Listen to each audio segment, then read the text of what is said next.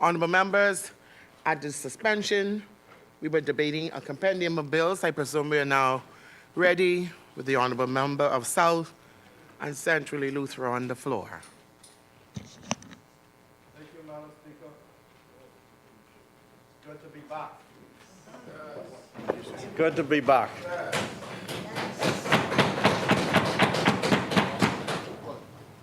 I rise today with a profound sense of gratitude to Almighty God, whose will was made manifest on May 12, 2026. Madam Speaker, the re-election of the Progressive Liberal Party for a second consecutive term represents a significant vote of confidence from the Bahamian people. It reflects the trust that voters have placed in the government's vision, leadership, commitment, and progressive agenda. Winning 2 consecutive terms is no small achievement and hasn't been accomplished in decades.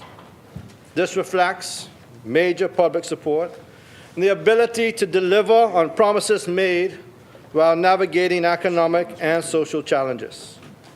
The result signals that Bahamians believe that the country is moving in the right direction, and in the hands of a Prime Minister who exhibits stability, humility, experience, and drives progress to guide the nation through the next chapter of development.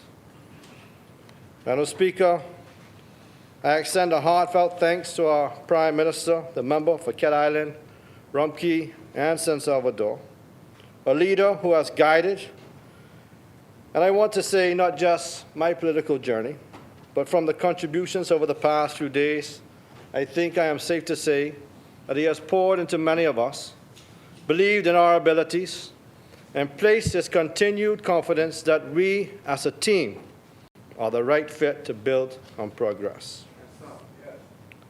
I stand deeply honored by the confidence placed in me by the hardworking, resilient, and determined people of Central and South Eleuthera.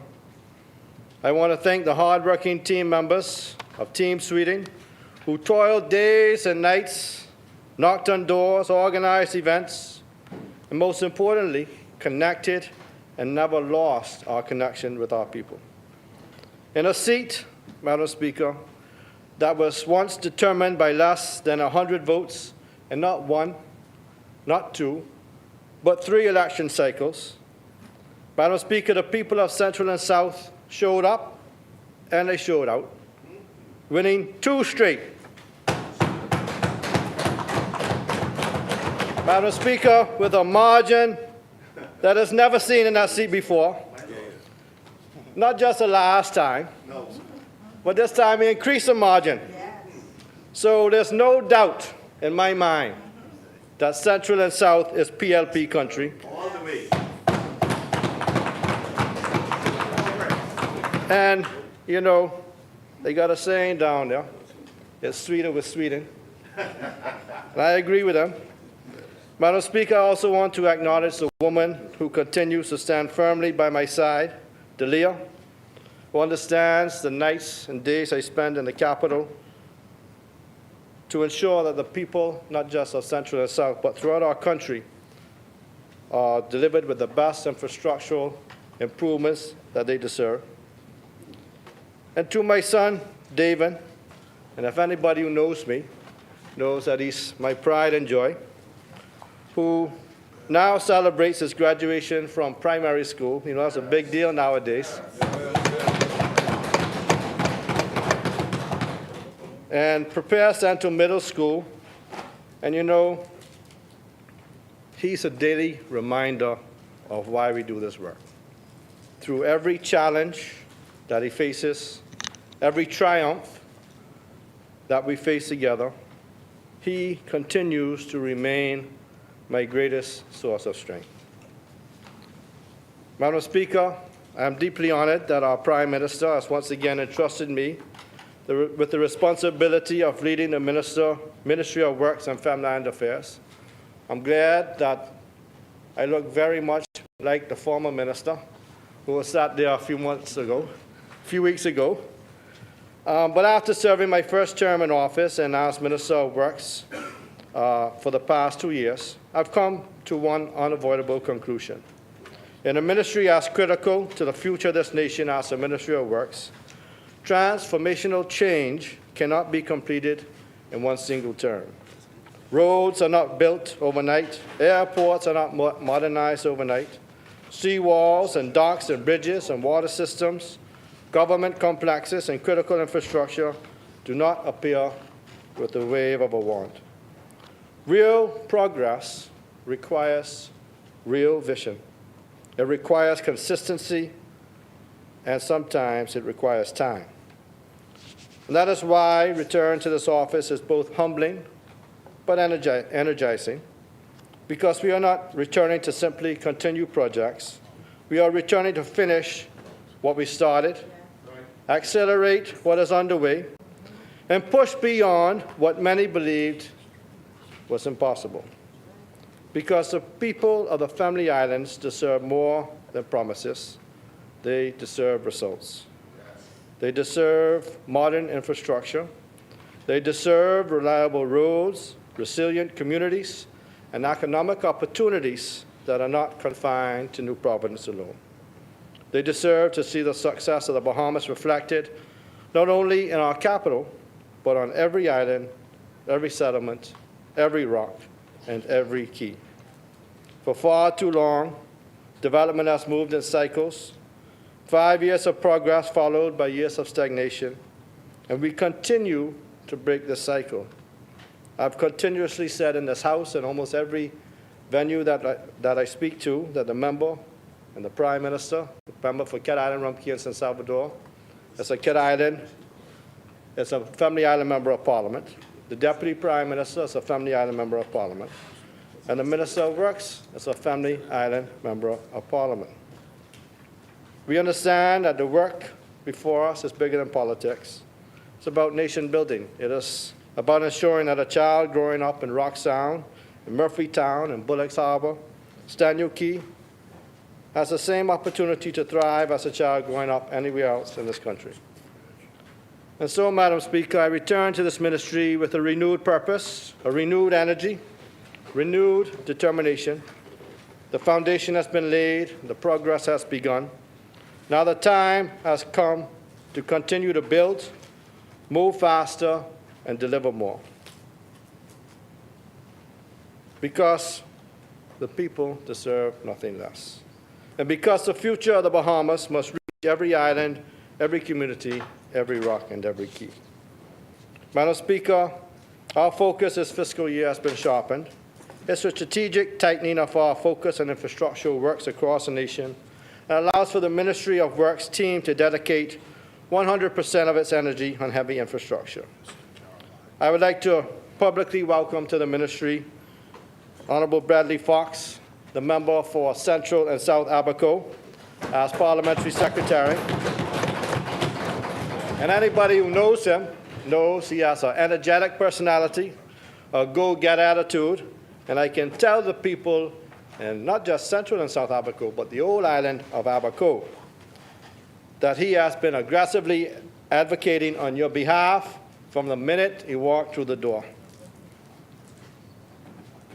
Abaco is in good hands, Madam Speaker. Madam Speaker, I am confident that the mandate of my ministry remains clear, absolute, monumental, because we are the custodians of the fiscal blueprint for this nation. From the paved corridors in New Providence to the critical docks and seawalls, airports and government institutions, and structures across our 700 islands, we bear the responsibility of all infrastructural works undertaken. Standing under the national banner of a budget that builds on progress, we are no longer just planning for the future. We are actively pouring the concrete, laying asphalt, and securing the structural foundation of a long-term prosperity for every single Bahamian. Madam Speaker, when the member for St. Barnabas presented this budget that builds on progress, he too highlighted and demonstrated the progress that is transforming our islands through infrastructure. This budget continues the Davis administration's commitment to ensuring that we develop and reaches every corner of the Bahamas. Through investments in roads and airports, docks, clinics, utilities, and digital modernization, we are strengthening the fiscal foundations upon which economic growth depends, from the Family Island Airport Renaissance Program, 19 airports, might I add, being renovated throughout the country, to major health care and transportation projects. We are moving beyond plans and studies and into a period of sustained execution. The result is visible across the country, where stronger communities, improved connectivity, expanded opportunity and infrastructure that supports both economic growth and a better quality of life. Madam Speaker, when Bahamians think about infrastructure, they naturally think about roads, airports, docks, bridges, and government buildings, and rightly so. Those are the physical structures that connect our islands and support our economy. But in 2026, infrastructure is no longer only physical. The future of government is also digital. So you might wonder why I got this screen here today. You might bear with me, Madam Speaker, but this is to display where we are headed in the Ministry of Works and how digitization can help move the ministry and the government to where we should be. While this administration continues to invest in asphalt, concrete, and steel, we are also investing in something equally important, the modernization of how government serves the Bahamian people. Madam Speaker, for decades, many government processes relied on paper files, manual approvals, fragmented records, and systems that did not communicate with one another. A building permit might require multiple visits. Project information could exist in several different locations. Critical records were often stored in filing cabinets, and many times plans were lost. The Ministry of Works and Family Island Affairs has embarked upon the most ambitious digital transformation program in its history. This is a comprehensive three-year strategy designed to modernize operations, improve transparency, and strengthen accountability, and deliver faster services to the Bahamian people. Madam Speaker, this is not digitization for the sake of digitization. This is government working smarter, responding faster, and becoming more transparent and more accountable to the Bahamian people. I would like to add that the digitization component of the ministry is being built and driven, coded, and developed, led by a young Bahamian professional who exemplifies what Bahamians can really accomplish when given the opportunity. Madam Speaker, I would like to add that she's a female, and she has proven that she sets herself apart from digital coders and developers across the globe. Under this initiative, Madam Speaker, 13 integrated systems will be rolled out across my ministry, creating one connected ministry operating system. These systems will modernize everything from drainage management and infrastructure, asset tracking, to permit approvals, project management and contractor payments, citizen reporting, and executive oversight. And for the first time, ministry leadership will be able to monitor critical infrastructure operations in real time. Projects will be tracked from planning to completion. Assets will be monitored more efficiently. Contractor payments will move through transparent digital workflows. Permit approvals will become easier and faster. And citizens themselves will gain new tools to directly engage with government services. Madam Speaker, one of the most exciting elements of this program is the creation of a ministry digital operations hub. This will serve as a centralized gateway through which Bahamians can access services, submit applications, track requests, report infrastructure concerns, and receive updates on active ministry projects. I encourage all Bahamians to stay connected by joining the ministry's WhatsApp channel. Follow our Facebook and Instagram, and you know, our TikTok's pretty nice too, where project updates and progress reports, public advisories, and ministry initiatives are shared regularly. For far too long, government projects were only seen at the groundbreaking and the ribbon-cutting stage. We believe that Bahamians want to see the entire journey from announcement to completion. Madam Speaker, transparency is not achieved by simply completing projects. Transparency is achieved when people can follow these projects every step of the way. Imagine a resident in Inagua or Mayaguana, Long Island, or Eleuthera being able to interact with the ministry without traveling to New Providence.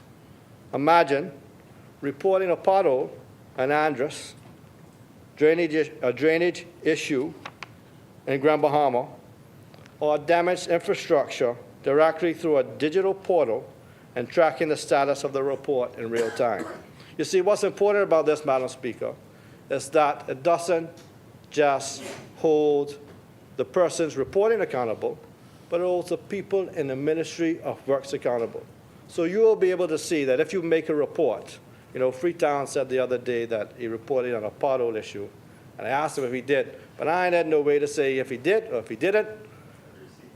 But now, Madam Speaker, the member for Freetown can report that pothole, he could monitor online, and he could see if the ministry took 4 weeks to fix that pothole, 6 weeks, or if it was done in 1 day.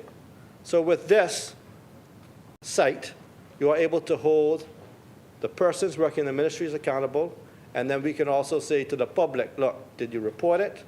And then all of us will be able to help to govern on how we manage infrastructure throughout this country. Madam Speaker, we also are modernizing building control through the electronic permit and regulatory information system, digital plan reviews, and cloud-based inspection processes. These improvements will reduce paperwork, improve efficiency, strengthen compliance, and support the development community with faster approvals and clearer communication. The faster the Ministry of Works approves plans, the more money you'll see within the economy, within the Bahamas, the more VAT will be paid. So it's important to the Ministry of Works to ensure that we reduce building plan approvals from sometimes a year to less than 6 months. For contractors, engineers, and architects and investors, time matters. And this administration understands that a modern government must move at the speed of opportunity.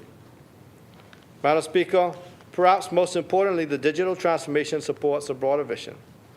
By 2029, the Ministry of Works and Family Affairs aims to become one of the most technologically advanced public infrastructure authorities, not in the country, but in the region, combining digital citizen services, modern field operations, and real-time executive intelligence into one connected ecosystem. Madam Speaker, this is what progress looks like. And you know, this is what's so important, you know, when we campaign on progress and not stopping what we've started. This work didn't start yesterday, Madam Speaker. I didn't wake up yesterday and say we wanted to put the system together. This work has been put forth about a year. So we wasn't sure what would have happened. So I'm glad the Bahamian people made the right decision. So now all of us can move the progress together, Madam Speaker. Madam Speaker, if there is one issue that Bahamians speak about more than any other, it is the condition of our roads. They speak about the potholes that they drive through, about flooding, about heavy rainfall, about traffic congestion, and they speak about the need for safer roads for their families and communities. And this budget continues one of the most aggressive road, drainage, and transportation infrastructure programs undertaken in recent history. Madam Speaker, the ministry's road pavement rehabilitation program now exceeds $98 million, and it includes major investments in arterial roads, community roads, pavement rehabilitation, road markings, drainage improvements, and traffic safety enhancements throughout New Providence. Recognizing the urgent need to improve driving conditions, the ministry continues to engage in private contractors under a dedicated pothole patching initiative. And these contractors have supplemented ministry resources, allowing rapid intervention across multiple communities while safely reducing risks and preventing further deterioration of the road network. The program has become an important part of our strategy to stabilize roads ahead of major rehabilitation works and during periods of heavy rainfall. However, we cannot and will not continue business as usual. You will see an aggressive approach to the implementation of technology and new methods of repairing roads, because in 2026, we cannot continue to patch and manage the road network as we did in 2000. Madam Speaker, you will see an expansion of the road program, inclusive of a PPP for New Providence. So if you thought you've seen a lot of road paving recently, wait till you will see what you can get in the next 6 months to a year. Madam Speaker, this administration understands that transportation infrastructure is about more than paving roads. Governments are continuous, and it is important to me and the ministry that whoever sits in the chair at the Ministry of Works has a clear, concise, technically supported roadmap to creating a transportation network capable of supporting future growth and development beyond any administration's tenure. Non-political, but data-driven.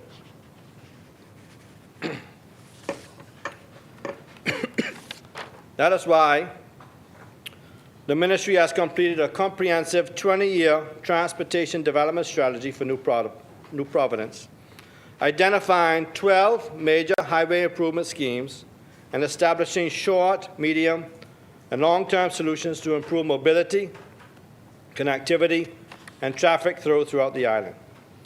Additionally, more than 60 road junction improvement opportunities have been identified, with 10 priority junctions designed within the last year and 5 already implemented. To further improve transportation efficiency, the ministry is advancing a series of smart transportation initiatives, including the upgrading of 7 remaining legacy traffic signals throughout New Providence and their integration into Traffic Management Center as part of the government's Smart City Nassau initiative. Madam Speaker, these improvements will strengthen traffic flow, enhance emergency response, coordination, and improve road safety for motorists and pedestrians alike. More importantly, they will demonstrate that the administration's transportation vision extends beyond roads and asphalt to include intelligent management of traffic movement throughout the capital. Madam Speaker, road infrastructure and flood mitigation goes hand in hand. For decades, residents of communities such as Coral Harbor and Pinewood Gardens and other low-lying areas have endured recurring flooding, property damage, and significant disruption to their daily lives. This administration has taken decisive action. The Coral Harbor Road and Drainage Improvement Project, valued at more than $4.4 million, continues to advance through a multi-phase program designed to address long-standing flooding challenges. Through larger catch pits, improved drainage systems, and roadway upgrades, this project will bring long-term relief to residents who have endured flooding for far too long. Madam Speaker, for the good member who's sitting to my left, Pinewood Gardens. Yes. Mobilization has been paid to the contractor and has already commenced under a new flood mitigation pilot project valued at approximately $2.9 million.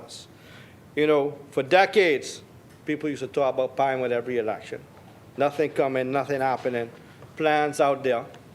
But I can tell you, the contractor's been paid, and this innovative initiative will utilize stormwater collection systems, pumps, and deep disposal wells to tackle chronic flooding in Pinewood.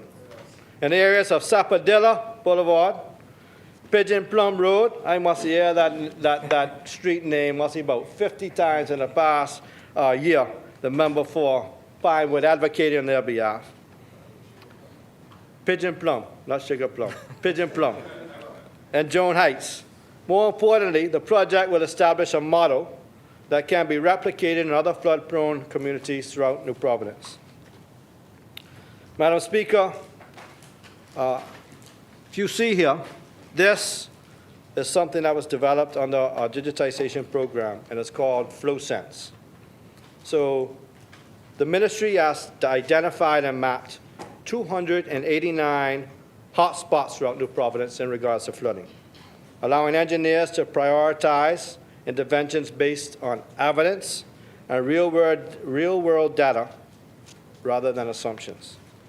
So this is a new drainage monitoring system which is being implemented to assess well capacity during storm events, improve planning, emergency response, and long-term infrastructure design.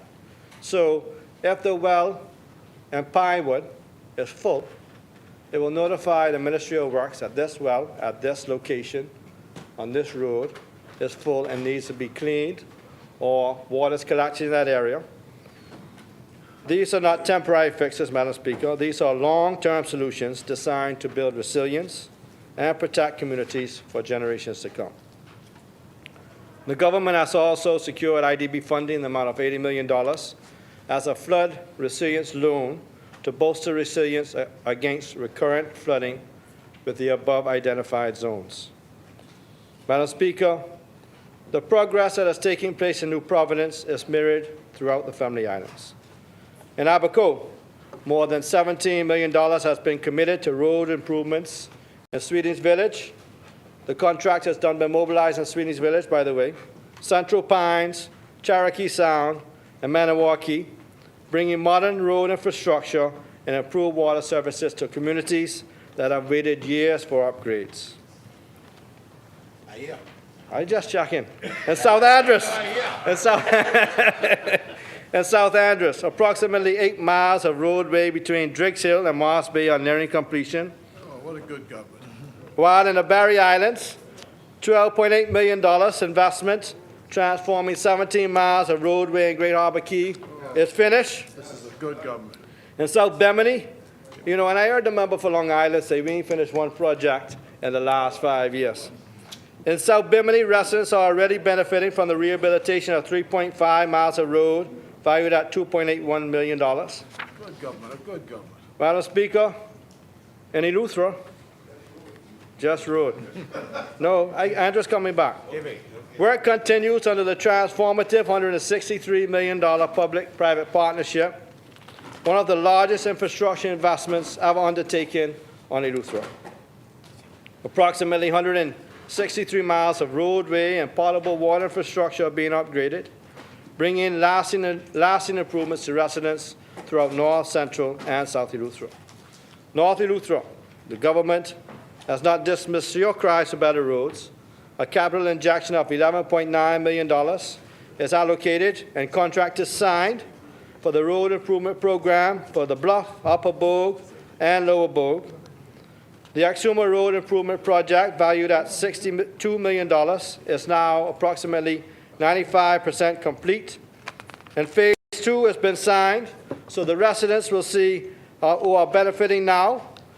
The persons in Little Exuma and other areas will now see safer roads, improved drainage and sidewalks and seawalls, and upgraded transportation infrastructure. Meanwhile, significant road infrastructure investments are advancing in Long Island, Inagua, Cat Island, San Salvador, Mangrove Key, ensuring that no island is left behind and that opportunities continue to expand throughout our nation.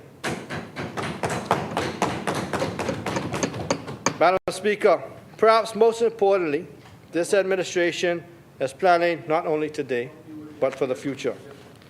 Using an evidence-based infrastructure framework, the ministry has identified and sequenced more than 150 infrastructure projects with an estimated value of $1.5 billion.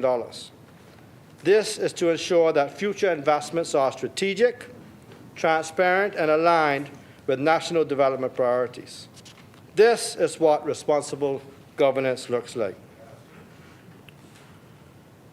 Madam Speaker, I want to speak about Transport Strategy 2045. So as we continue investing in roads and drainage and transportation infrastructure today, we must prepare for the transportation demands of tomorrow. That is why the Ministry of Works and Family and Affairs has completed a draft transport strategy 2045 for New Providence, which I will lay in the House within 3 months once it's finalized, which is a comprehensive 20-year blueprint designed to transform how people, goods, and services move throughout our capital. You know, I'm from the Family Island, so when I come to Nassau, I get frustrated with this traffic. You know, home, I can get from point A to point B in 1 minute. But this strategy recognizes a simple reality, that New Providence is home to approximately 300,000 residents and nearly 1,000 miles of roadway. More than 90% of our population lives on the eastern half of the island, while major employment centers remain concentrated in downtown Nassau, PI, and around Lynden Pinley International Airport. The result is increasing pressure on a transportation network that was never designed to accommodate today's level of vehicle ownership and economic activity. Madam Speaker, traffic congestion and gridlock for many years has become a constant source of frustration and major talking point for residents of New Providence. They speak about the long commutes, the unsafe roads, the flooding, and they spoke about the need for a transportation system that works for our modern bombers. This strategy, Madam Speaker, provides a roadmap to achieve exactly that. One of the most important findings is that New Providence has reached a point where isolated road projects alone will not solve congestion challenges. I want to repeat that, Madam Speaker. One of the most important findings is that New Providence has reached a point where isolated road projects alone will not solve congestion challenges. Instead, we must adopt a coordinated network approach that improves key transportation corridors, addresses bottlenecks, enhances safety, and introduces smarter traffic management systems. Madam Speaker, the strategy builds upon the success of a New Providence Road Improvement Project, which transformed transportation on the island through the construction of more than 10 miles of new roadways, major upgrades to existing corridors. And those investments help to shape modern New Providence.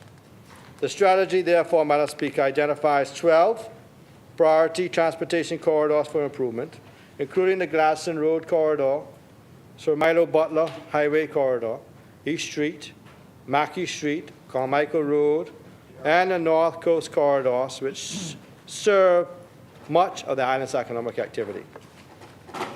At the center of this plan, which you'll see here, is the creation of a new east-west transportation spine connecting Fire Trail Road and Soldier Road and extending transportation links towards western New Providence. This initiative will relieve pressure on existing corridors, support future development, and improve connectivity across the island. Madam Speaker, the strategy also addresses a challenge that every Bahamian and visitor knows all too well: parking and mobility in downtown Nassau.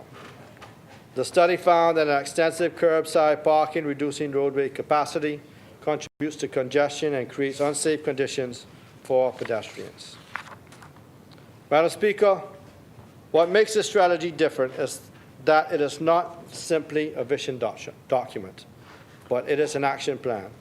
And over the next 5 years, my ministry will focus on implementing a formal road network, establishing Bahamian Street design code, modernizing traffic management systems, improving wayfinding, introducing urban traffic control technologies, and advancing strategic infrastructure projects that increase capacity while improving safety. In the longer term, intelligent transport systems, real-time traffic monitoring, smart traffic lights, and integrated corridor management will fundamentally transform how transportation infrastructure is planned and operated throughout New Providence. Madam Speaker, Infrastructure is not only measured by roads, docks, airports, and bridges. It is also measured by the buildings where Bahamians receive government services, educate their children, access public programs, and interact with their government. The architectural section of the ministry continues to design and renovate and construct public facilities that improve service delivery and strengthen and enhance communities. In Harbour Island, work continues on one of the most transformative government infrastructure projects currently in design. The proposed Harbour Island Administration Building, valued at approximately $17.5 million, will provide modern facilities capable of meeting the growing needs of residents, businesses, and government agencies operating on the island.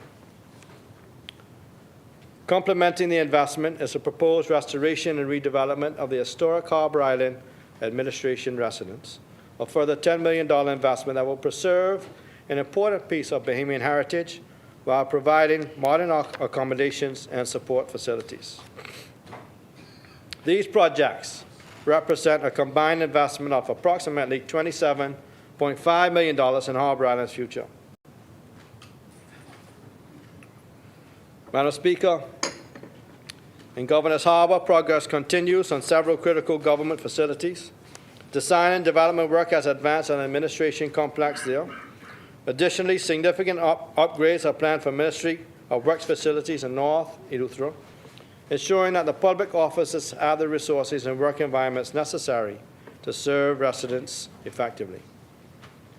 These investments are not simply about buildings, they are delivering better government services to the people of Eleuthera. Madam Speaker, this administration has moved beyond the traditional modern model of waiting for governments alone to fund every project. Through innovative public-private partnerships, we are accelerating development across the country. Madam Speaker, in East Grand Bahama, the successful restoration of West Gap Creek has been reestablished for critical tidal exchanges between the ocean mangrove systems and inland ecosystems.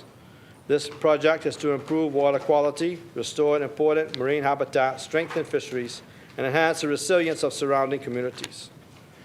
Building upon that success, works are expected to commence by end of year for McLean's Town Causeway, an infrastructure project. And this initiative will include a new reinforced concrete culvert system, drainage improvements, roadway embankments, and other works designed to improve water movement. Madam Speaker, as climate change continues to impact vulnerable coastal communities, this administration remains committed to investing in resilient infrastructure that protects lives, homes, and public assets. Madam Speaker, in Mangrove Key Andros, construction is scheduled to commence on the Burnt Rock Seawall project, a major coastal protection initiative valued at more than $4.1 million. And this project will, might I add that the member for Central, Mangrove Key, and South Andros has been an advocate for this for some time. And this project will protect the adjacent roadway, reduce flooding risks, and provide long-term resilience against storm surge and sea level rise. Plans are advancing for the reconstruction of seawall system in Rock, Grand Bahama. And following the devastation caused by Hurricane Dorian, this project will restore critical coastal protection infrastructure by incorporating drainage improvements, roadway reconstruction, sidewalks, and beautification features designed to strengthen and revitalize the community. Madam Speaker, few projects symbolize this administration's commitment to execution more clearly than the Glass Window Bridge. For decades, Bahamians spoke about the need for a permanent solution at one of the most iconic and vulnerable transportation links in our country. Studies were commissioned, reports were prepared, recommendations were made, but this administration moved beyond study and into construction. Pleased to report that the procurement process for the Glass Window Bridge has been successfully completed. Island Site Development Limited is identified as the preferred contractor following a comprehensive technical and commercial evaluation process. The recommended contract is valued at approximately $71.7 million supported by a contingency of $7.17 million.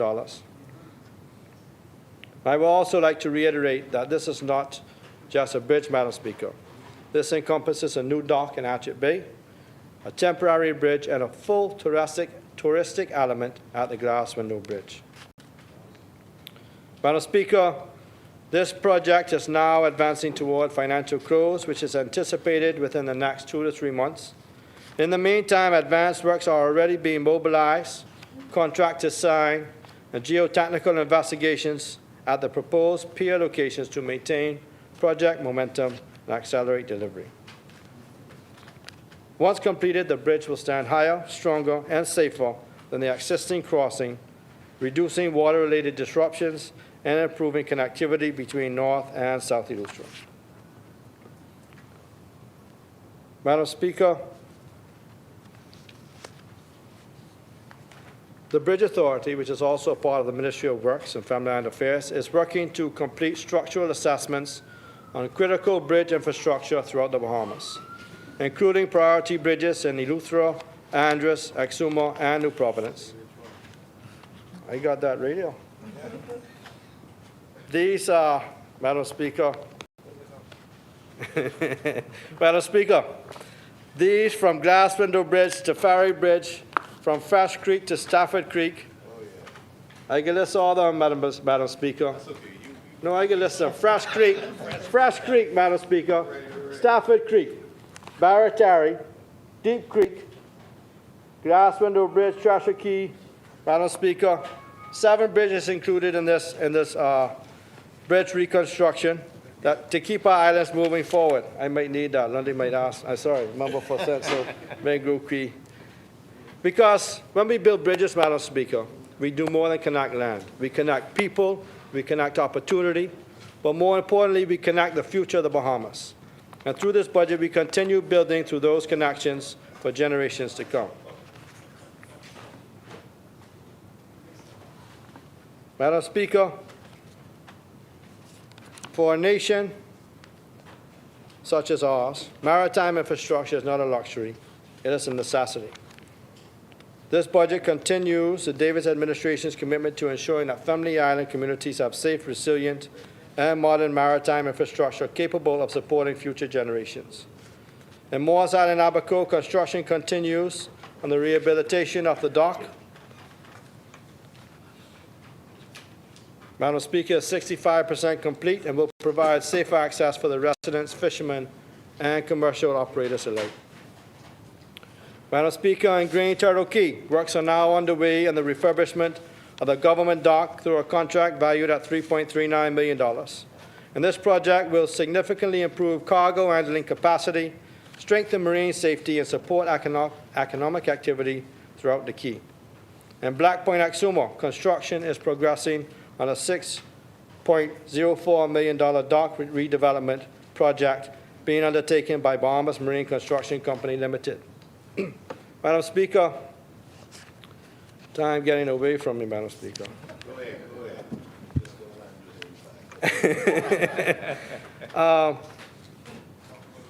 ahead. St. Anne's, we done plenty of road projects for St. Anne's. Madam Speaker, as a son of Eleuthera, I am particularly proud of the transformation taking place across my island. Over the past year, we commenced a major dock infrastructure project in Spanish Wells and secured materials to begin the reconstruction of the dock in Arbor Island. And speaking of docks, you know, Madam Speaker, the member for Garden Hills was in Long Island last week. And the member for Pinewood. And we promised the people in Salt Pond last year that this year they would have a brand new dock at the regatta site in Salt Pond. So said, so done, Madam Speaker.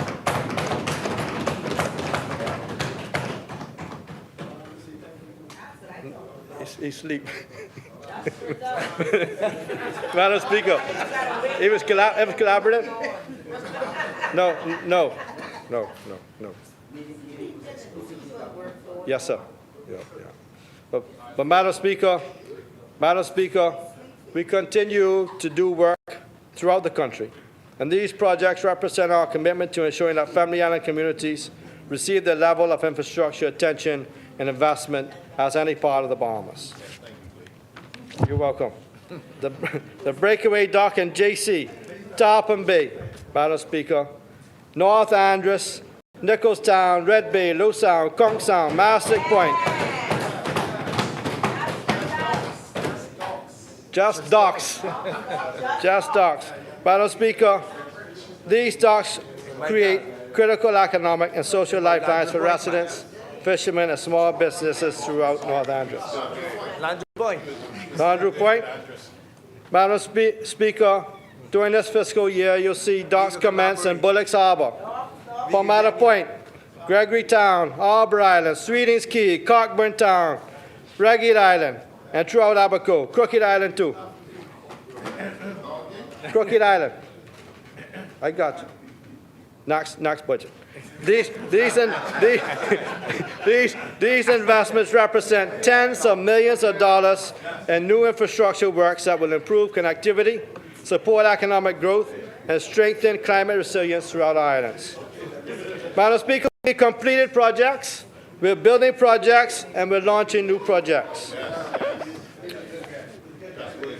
Just wait. As I reflect on the projects and initiatives outlined so far, a common thread emerges, Madam Speaker. Whether you're modernizing government through digital transformation, expanding airport infrastructure, strengthening climate resilience, constructing bridges, rehabilitating docks, or investing in healthcare facilities or building modern public buildings throughout our islands, the investments we are making today will create safer communities, strong economies, more efficient public services, and greater opportunities for future generations. They demonstrate that this administration understands that infrastructure is not an end in itself. It is a tool that unlocks economic growth, improves quality of life, and strengthens national development. From Grand Bahama in the north to Inagua in the south, from our largest populated islands to our smallest settlements, we understand that we must build on progress, Madam Speaker. I would also like to say, Madam Speaker, in regards to the unregulated community action task force, they have worked extremely hard over the past 2 years, Madam Speaker, in regards to regulating shanty towns. Over 700 structures throughout this country have been demolished if they did not have building permits. A first of any administration, no matter what they say, no matter how they try to put it, first of any administration. The task force will continue their works in the next few weeks, Madam Speaker. You will see demolition in areas that have already been served notice, and they will also travel to various islands and throughout communities in New Providence to notify persons who are building without building permits. You have been notified, Madam Speaker, that there's a no-tolerance approach to building in unregulated communities. Madam Speaker, I turn briefly to Family Island Affairs and the Department of Local Government. They celebrate 30 years this year of local governments in the Commonwealth of the Bahamas. Under the theme, Local Voices, National Progress, Stronger Together. I don't know who put that word in there, but it sounds good. Madam Speaker, the Department of Local Government continues to make strides in its efforts to ensure that it meets the mandate to provide every resident in every family island with the highest quality of services. The department boasts of being the only agency in the central government that plays an integral role in the operation of every other agency and department in the family islands. Madam Speaker, my ministry has received cabinet approval and has commenced on an aggressive push for the regularization of 116 staff members across the length and breadth of the Commonwealth of the Bahamas, from temporary and contractual employment to P&P, Madam Speaker. They've been waiting on that a long time. Long time. Not only we got cabinet approval, Madam Speaker, Make sure Norma in there. we got all the files, Madam Speaker. The files are in the ministry and will be sent to public service as we speak. Not only that, Madam Speaker, the same is being conducted for the 14 qualified Family Island administrators who are currently engaged on contractual services. Madam Speaker, junior local government, for a minute, I'd like to speak about junior local government. It's It's not merely a program, it is an investment in the future leadership of the Family Islands, and ultimately the future of our nation. It serves as an incubator where young Bahamians are introduced to the principle of service, civic responsibility, and community engagement. It is where tomorrow's chief councillors and members of parliament, entrepreneurs, educators, and community advocates begin to discover their purpose and develop the skills necessary to lead. The department remains steadfast in its commitment to cultivating generational leadership through this transformative initiative. Madam Speaker, this year we expanded the program to include 5 schools throughout New Providence. So this makes 47 schools across the Bahamas, Madam Speaker. And what is most inspiring is that these young leaders are not waiting for tomorrow to make a difference. They are making an impact today. Across our islands, junior councillors are actively engaged in community outreach initiatives, supporting senior citizens, establishing backyard farming projects to help supply the communities with food, and to create peer mentorship and tutoring programs. Madam Speaker,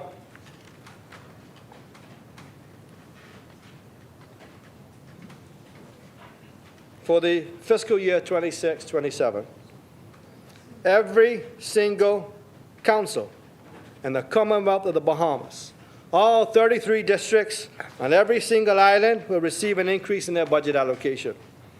This will ultimately have been allocated to Family Island District Councils, will reflect the enhanced stipends for councillors, town committee members, and statutory board members as provided under the Local Government Act.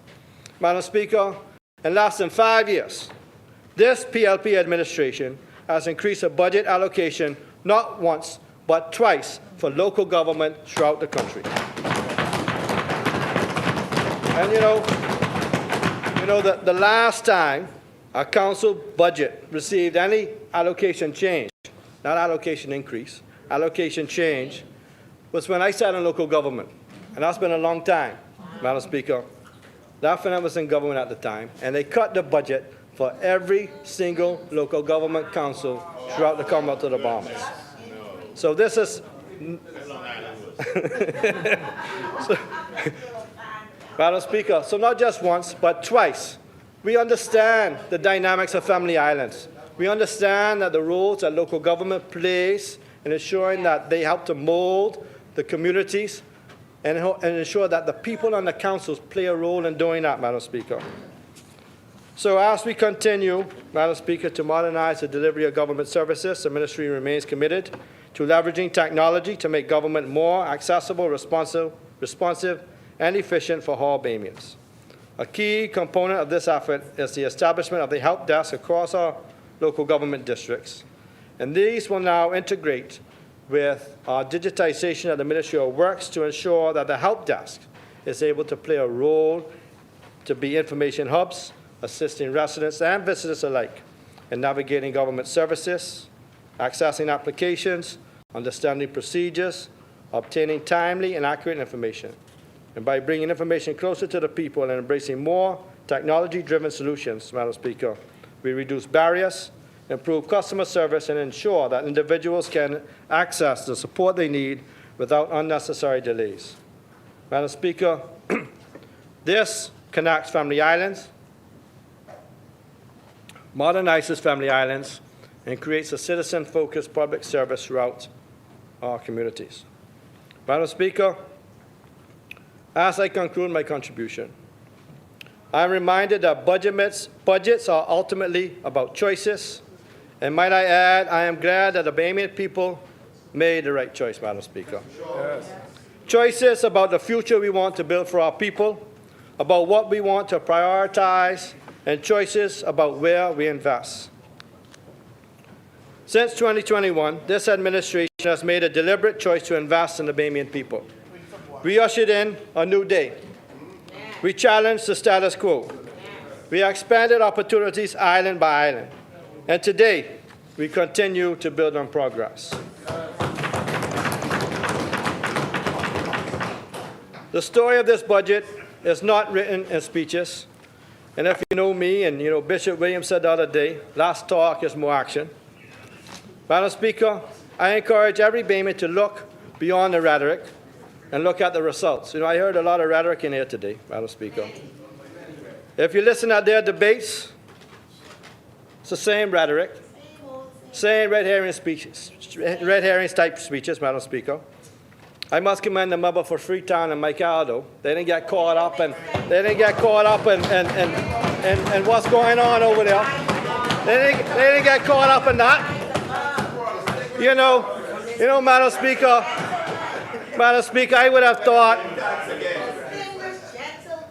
have thought when you get beat so bad, you come in here a little different. But I'm okay, Madam Speaker, because the same talks that the pentile-led FNM continues to exemplify.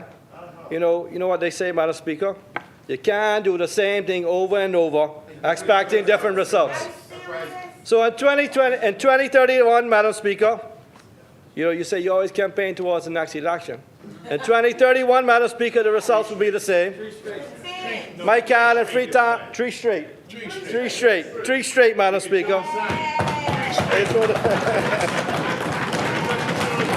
Madam Speaker.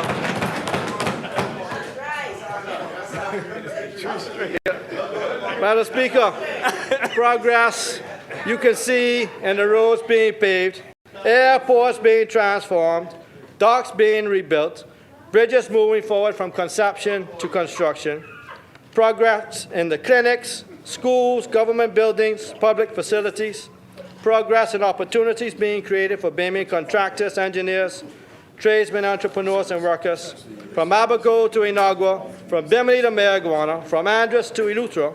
The message is clear. No island is too small. No settlement is too remote. No Bahamian is forgotten. And that is precisely what this budget seeks to accomplish. Because progress is not a slogan.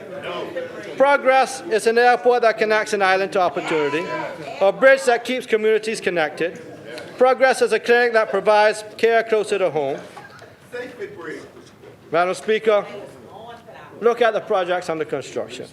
Look at the investments being made. Look at the opportunities being created. Look at the progress being delivered. Because the evidence is all around us. Madam Speaker, this budget builds on progress. This budget invests in people. This budget strengthens communities. This budget prepares our nation for the future. A budget that continues the important work of ensuring that progress reaches every island, every settlement, every Bahamian, and every key. May God continue to bless the Commonwealth of the Bahamas. And on behalf of the people of Central and South Eleuthera, we wholeheartedly support this budget 26-27.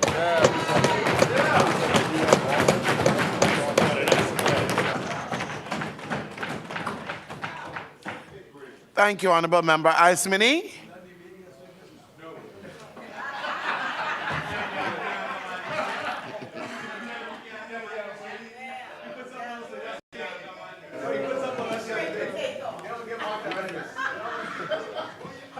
The chair recognizes Central and South Abaco. Central and South Abaco. Thank you, Madam Speaker. Madam Speaker, I rise with a deep sense of gratitude, humility, and responsibility on behalf of the good people of Central and South Abaco.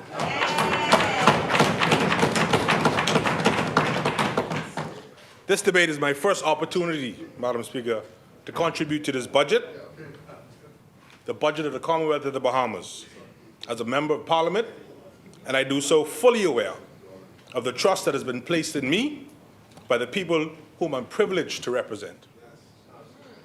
I rise to support this 2026-2027 budget, a budget that is just, that is strategic, that is ambitious, and that treats the family islands as the foundation upon which this Commonwealth was built and upon which it must continue to rise. Madam Speaker, before I say another word, allow me to draw from the wisdom of the book of Isaiah, chapter 43, verse 19. Behold, it says, behold, I will do a new thing. Now it shall spring forth. Shall ye not know it?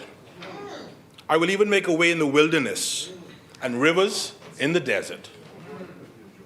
That scripture has followed me, Madam Speaker, from the sandy roads of Sandy Point to the classrooms in Marsh Harbour and Dundas Town, to the campaign trail across the creeks and keys of Central and South Abaco, and now to this honourable House. Because God, Madam Speaker, has a habit of choosing unexpected people, unexpected places, unexpected moments to accomplish extraordinary things. And I stand before you today as living proof of that truth. Madam Speaker, when the people of Central and South Abaco cast their ballots in the 2026 general election, they did more than just change a representative. They made history. For the first time in our nation's history, in a long and storied political life of this Commonwealth, Central and South Abaco elected a black member of Parliament. Let that sink in, Madam Speaker. I do not say that to celebrate myself. I don't say that to celebrate myself. I say it because of what it means for every young boy and girl in this constituency who dares to dream.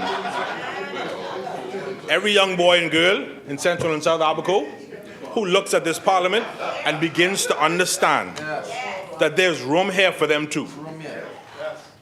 I say it because representation matters. It matters not in the abstract. It matters in the specific, tangible, daily lived experiences of communities that have long hoped to see themselves reflected in the halls of this nation's governance. Today, a young Keandre in Marsh Harbour gets to look at this Parliament differently. Today, my niece, Rose Roca in Spring City, is beginning to understand that where you begin is not where you have to end. And today, I carry their hopes, their futures, onto this floor with me. Madam Speaker, my journey to this budget contribution began in Sandy Point. And one of the greatest gifts I ever received in Sandy Point was the gift of literacy. If you'd indulge me, Madam Speaker. The gift of reading. Miss Virgie Lightburn, I want to say her name in this house. I want it on the record. She gave me that gift. She sat with a dusty-foot boy, unlocked the world for him, one word at a time. And once that door of literacy opened, my parents made absolutely certain it never closed. And to them, I want to say thank you, and I love you.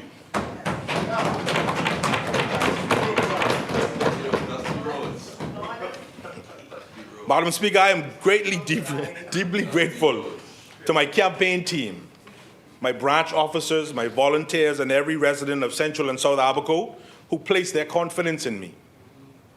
I'm grateful to my family, most especially my beautiful wife, Anya, who sacrificed alongside me through every long day and longer night, who never once asked me to stop and kept me covered spiritually and continues to do so. I love you. I'm grateful to my colleagues on this side of the House for their camaraderie, their counsel, and their generous support of a new member. And Madam Speaker, I want to express my heartfelt gratitude to our Prime Minister, the Honourable Philip Brave Davis. Prime Minister Davis, you saw potential in a first-time candidate from Sandy Point, and you entrusted him with the responsibility of Parliamentary Secretary in the Ministry of Works and Family Island Affairs.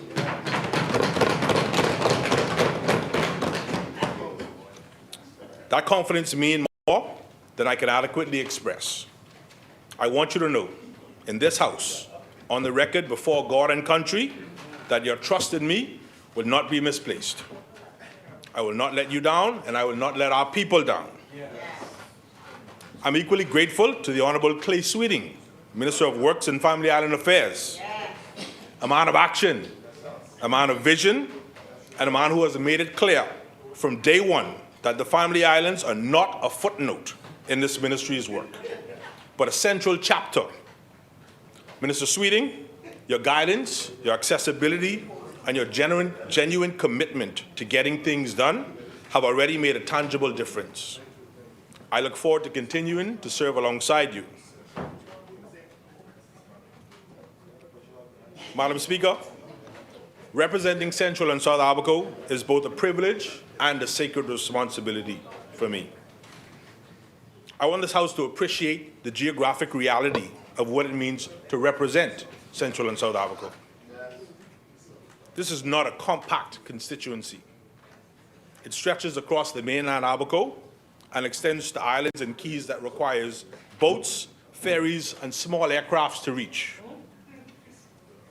It is one of the most geographically expansive and logistically complex constituencies in this Bahamas. From Dundas Town to Sandy Point on the mainland is a significant journey, and even that does not account for the full breadth of the communities we serve. It does not include Moores Island, it does not include Guanakee, Man of War, Hope Town, or Lovers. To serve this constituency with genuine commitment requires energy, accessibility, and above all, results. This budget gives me the foundation to begin delivering those results. Madam Speaker, Abaco is a place of extraordinary resilience. It is written into the character of our people. The story of modern-day Abaco cannot be told without acknowledging Hurricane Dorian, one of the most powerful and devastating storms in recorded history, and an event that changed the lives of thousands of our residents in ways both visible and invisible. The journey of recovery has been long.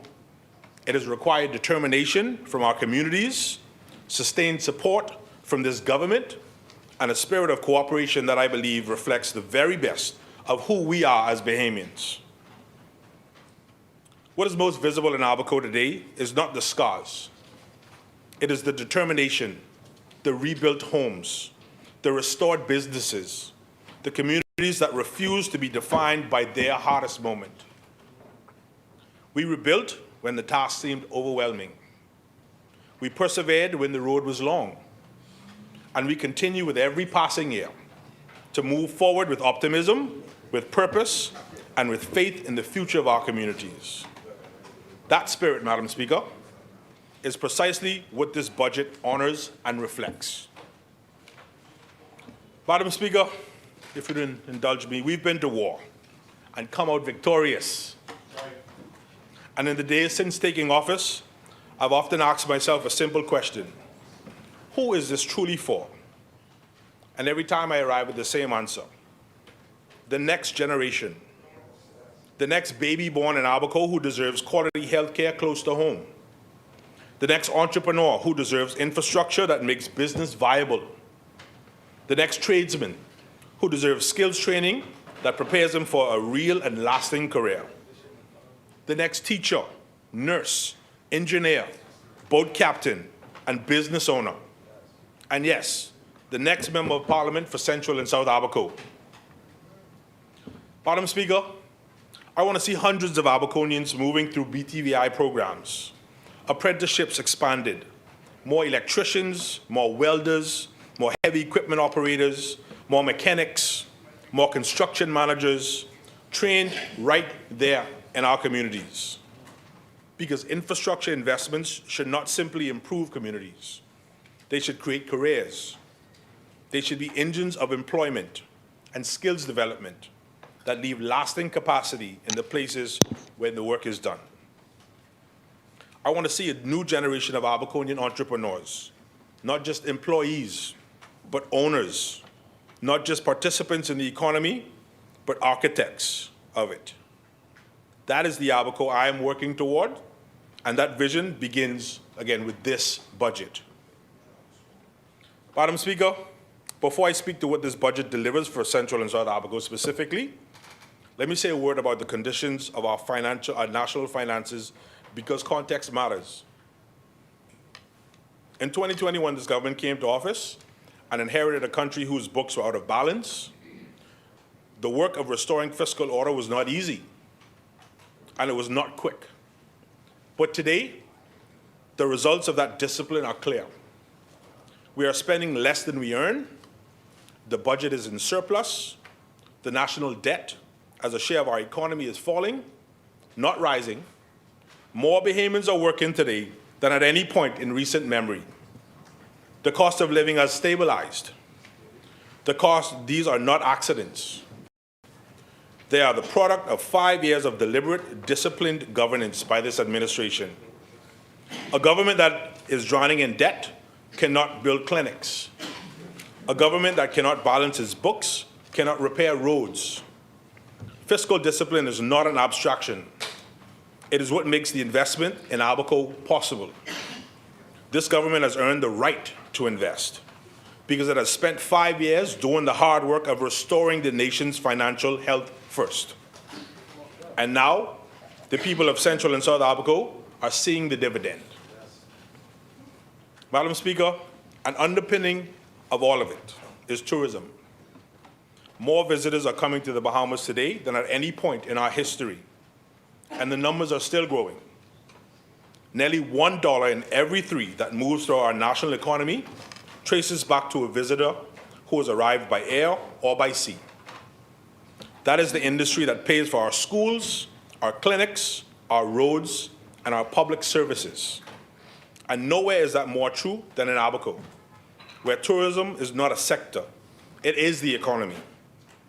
Every dock we repair, every airport we maintain, every road we pave is an investment in keeping that engine running.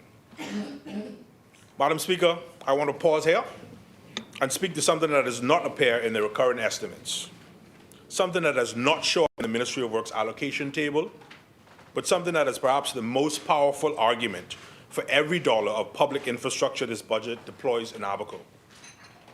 I'm speaking about private capital, foreign direct investment, the verdict of the international marketplace. The Bahamas Investment Authority has published the Island Investment Brief for Abaco, covering the period from 2021 through May 2026. Madam Speaker, I invite every minister of this House to read that document because what it describes is not a struggling post-disaster economy limping towards recovery. What it describes is one of the most actively invested family islands in the Commonwealth of the Bahamas. Let me give this House the numbers. From 2021 to date, Abaco has attracted 24 approved foreign direct investment projects totaling $2.6 billion in committed capital. In the same period, 612 international personal landholding transactions have been recorded on Abaco, worth $978 million. Combined, FDI and landholding together, committed capital flowing into Abaco stands at approximately $3.65 billion. $3,650 million. Since 2021, in a constituency that some said had been written off. Madam Speaker, that is not a recovery story. That is a growth story. Madam Speaker, I've also laid out $3.65 billion in committed private capital because I want this House to understand what is at stake when we debate the public infrastructure budget for Abaco. Private capital does not operate in a vacuum. The $655 million Abaco Club expansion at Winding Bay requires reliable maritime access. The $250 million Schooner Bay development requires roads that function. The 768 projected jobs from the 2026 NEC approvals alone requires workers who can get to work, who have healthcare facilities when they are ill, and who will live in communities with the basic infrastructure that makes life sustainable. When this budget allocates $2.8 million to the crossing dock in Marsh Harbor, when this government commits to the completion of the Moores Island public dock, it is not merely maintaining maritime assets. It is protecting the logistical infrastructure upon which $3.65 billion in private investment depends. When the budget allocates $5.15 million to Central Pines road repairs and commits to a broader road rehabilitation program across Abaco, it is not merely fixing potholes. It is ensuring that the workforce serving $939 million in freshly approved resort developments can move freely between their communities and their place of employment. When this budget allocates $7.8 million to airport infrastructure, it is sustaining the air access gateways through which the American investors have committed $954 million in landholding value. Arrive, return, and return again. Public infrastructure is not charity for Abaco. It is the enabling condition for $3.65 billion in private investment that generates jobs, VAT revenue, and national income. Every dollar this government invests in Abaco infrastructure is leveraged many times over by the private capital it makes viable. That is not sentiment. That is the arithmetic of economic development. And Madam Speaker, I would be remiss if I did not note the VAT dimension of this investment activity. The projected VAT and international persons, landholders transactions on Abaco alone stands at $97.9 million, against record VAT to date of just $8.3 million. That gap, projected permit VAT of approximately $69 million that does not yet appear in the landholding system. That represents a revenue stream that should be flowing into the national treasury and ultimately back into the communities, the roads, and the clinics that make Abaco worth investing in. Madam Speaker, I say this clearly and on the record. Abaco does not come to this budget debate as a supplicant. We do not come asking for charity. We come as a constituency that generates national economic activity at a scale that few family islands can match. And we ask only that the public investment directed to Abaco reflects the economic contribution Abaco makes to this Commonwealth. Madam Speaker, I support this budget because it is a budget of compound return. Capital expenditure across the national envelope is budgeted at $415.8 million. Within that, $51.5 million has been allocated for the commencement of new capital works projects this year, against a total multi-year pipeline of more than $340 million. And within that pipeline, Abaco is named, Abaco is funded, and Abaco is being built. Madam Speaker, let me speak directly and plainly to the people of Central and South Abaco. Not in generalities, not in categories, by name, by number, by community. If we're talking healthcare, $266,000 for the Cherokee Sound Clinic. $3.5 million for the Moores Island Clinic. A new clinic for Moores Island, a community reachable only by water, and community that has been, underserved in the past. A healthcare facility on Moores Island is not a line item. It is a declaration that the lives of the people of Moores Island are valued equally. $1,050,000 for the Marsh Harbor Health Center renovations. Upgrades to the existing health center in Marsh Harbor to be completed within this budget year. The anchor healthcare facility for Central Abaco will be improved, not deferred. Madam Speaker, if we're discussing maritime infrastructure, we're talking $3 million for the Treasure Key Dock. Restoration of the Treasure Key Dock, a gateway for tourism, commerce, and community supply, with $200 million in approved hospitality investments at Walker's Key nearby. This dock is a critical node in a much larger economic network. $2.8 million again for the crossing dock, repair and rehabilitation of the crossing dock in Marsh Harbor, the commercial hub of Abaco, and the logistical gateway for the entire island system. $3 million for Green Turtle Key Dock refurbishment, servicing one of Abaco's most visited and economically active keys. If we're talking roads, Madam Speaker, $5.15 million for Central Pine road repairs, a direct named capital allocation for road rehabilitation in Central Pines for residents who have navigated those roads in their current condition. If we're talking airports, Madam Speaker, $7.8 million in this budget for Airport Authority capital investment, allocated across the national network with Leonard M. Thompson International Airport in Marsh Harbor, the primary air gateway, for $939 million in 2026 NEC-approved resort investment, positioned to benefit. This is not a regional facility. This is a national economic asset. If we're talking energy, Madam Speaker, I want to acknowledge the extraordinary leadership of our Minister of Energy, the Honorable Jobeth Colby Davis, whose vision and relentless advocacy has driven this government's renewable energy agenda forward at a pace this country has never seen. The work she is doing will be felt in Abaco for generations. The first 200 kilowatt hours of electricity consumption per month are already zero rated on the base rate, meaning the most essential portion of household energy users carry no base charge. That is existing, tangible relief for families across our constituency. And it reflects a government that understands that energy affordability is not a luxury concern. It is a kitchen table issue.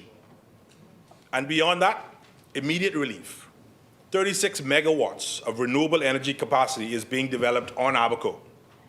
36 megawatts, combining solar generation, battery storage, and LNG capacity into a hybrid system that will reduce energy cost, increase grid reliability, and lower the operating overhead of every hotel, marina, restaurant, and resort development now under construction or in planning on this island.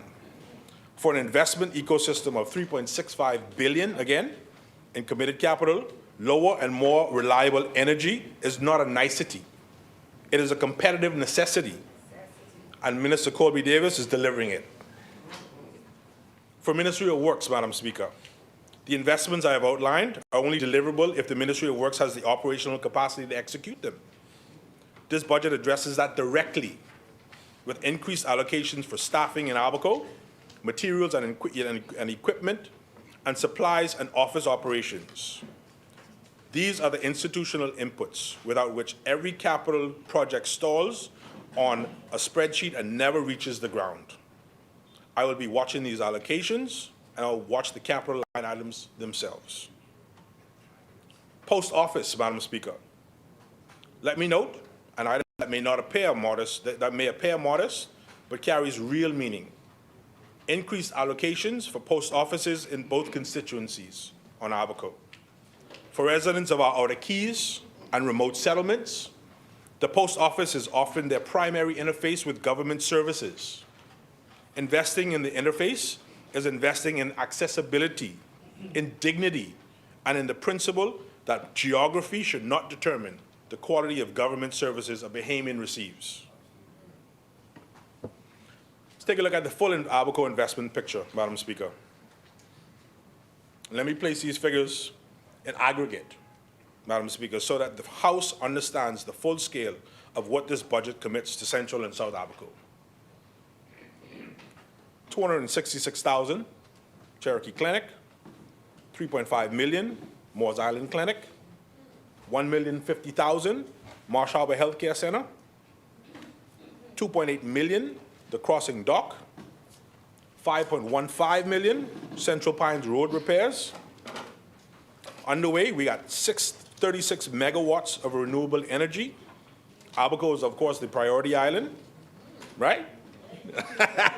Existing relief, of course, for those first 2,200 kilowatts zero rated on base rate. Operational support for Ministry of Work staff, materials and supplies. Community access, of course, when we're talking about our post office increases in both constituencies.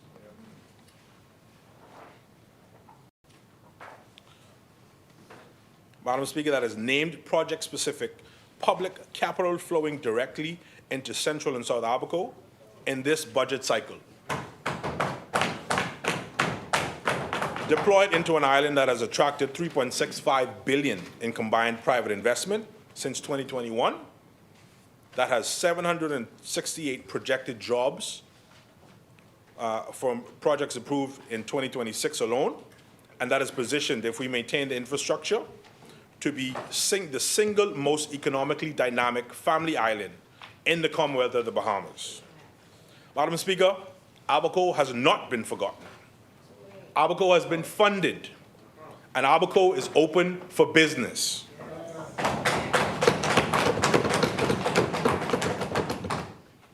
Madam Speaker, would just like to touch on some specific community priorities. The Spring City and Snake Key landfill challenges are not merely environmental concerns. They present suppressed land values, public health liabilities, and a reputational risk to an island that international investors are now scrutinizing closely. But with $3.65 billion in committed capital watching, responsible waste management is not optional. It is essential, and I will press for it without pause. Parks and recreational facilities matter to us, of course. Communities with strong social infrastructure retain residents, attract talent, and sustain the quality of life that keep Abaconians and Abaco rather than migrating to Nassau or abroad. Over the next 5 years, Madam Speaker, I intend to deploy every resource available to this office in pursuit of measurable outcomes: road infrastructure, healthcare improvements, economic opportunity, housing, skills training, community development, youth empowerment, and family island advancement, and improved delivery of government services. As Parliamentary Secretary, Madam Speaker, in the Ministry of Works and Family Island Affairs, I carry a responsibility that extends beyond my own constituency. I carry the responsibility of being a voice for the family island communities across this nation. Communities whose infrastructure needs are real, whose residents deserve to be seen, and whose contribution to our national heritage and identity cannot be overstated. These communities are interconnected. Stronger infrastructure supports stronger communities. Stronger economies support stronger families. Stronger families create stronger communities, and stronger communities build a stronger Bahamas. That is the vision, and this budget moves us meaningfully towards it. Madam Speaker, history may record that the election of 2026 as a moment when barriers were broken, and perhaps it should. But I am more interested in what history records about what comes after, or what came after. I want history to record that after the celebrations ended, we got to work. After the barriers were broken, we delivered. That after the speeches were made, roads were paved, docks were repaired, clinics were built, young people were trained, families were supported, and lives were genuinely and measurably changed for the better. Madam Speaker, the people of Central and South Abaco did not elect me to admire problems. They elected me to help solve them. And I hold that mandate with all the weight that it deserves. Every day I serve in this House, I will remember the young boy who learned to read in Sandy Point and the gift that was given to him. I will remember the teachers who invested in me far beyond any obligation to do so. Every day I serve, I will remember my parents who taught me that a man who loves knowledge will always find his way. I will remember the volunteers, ordinary men and women who gave extraordinary effort because they believed something better was possible. Every day I serve, I will remember the stalwarts who came before me, who built foundations they never got to stand upon themselves. And I will remember the trust placed in me by the people of Central and South Abaco. A trust I did not inherit, a trust I earned, and a trust I am determined to honor every single day. Madam Speaker, before I close, I want once more, and with complete sincerity, to express my appreciation to our Prime Minister, the Honourable Philip Brave Davis. Prime Minister Davis, the vision reflected in this budget, the increase in capital investments, the commitment to family island healthcare, the focus on resilience and connectivity, speaks to a leadership that understands that national development must be inclusive or it is incomplete. You have given this Parliament a budget worthy of this moment in our nation's history, and I am proud to stand with you in supporting it. And to the Honourable Clay Sweeting, Minister of Works, thank you for being a genuine partner in service. The allocations we have discussed today are the product of a ministry that is engaged, that is focused, and that is delivering. The people of the Family Islands are better served because of your leadership. Continue the good work, Minister. Madam Speaker, I began this contribution with a verse from Isaiah. Allow me, please, if you may, to return to it in closing. Behold, I will do a new thing. Now it shall spring forth. Shall ye not know it? Something new is springing forth in Central and South Abaco. And the rest of the Bahamas. It springs forth in all of those investments I would have mentioned. It springs forth in the investments in the Marsh Harbor Health Center, the Cherokee Sound, the Dundas Towns, the Central Pines, the Sandy Points. The story of modern-day Abaco is a story of perseverance, of getting up when the storm knocks you down, of rebuilding with grace and with grit, of moving forward, always forward, with the unshakable conviction that the best days lie ahead. We rebuild when the task seemed immense. We persevered when the road was long, and we continue every single day to move forward with optimism, with purpose, and with faith. That spirit is reflected in this budget, and it is my honor to support it. Madam Speaker, for all those reasons, I proudly, wholeheartedly, and without reservation lend my full support to the 2026-2027 budget of the Commonwealth of the Bahamas, and I commend it to this honorable House.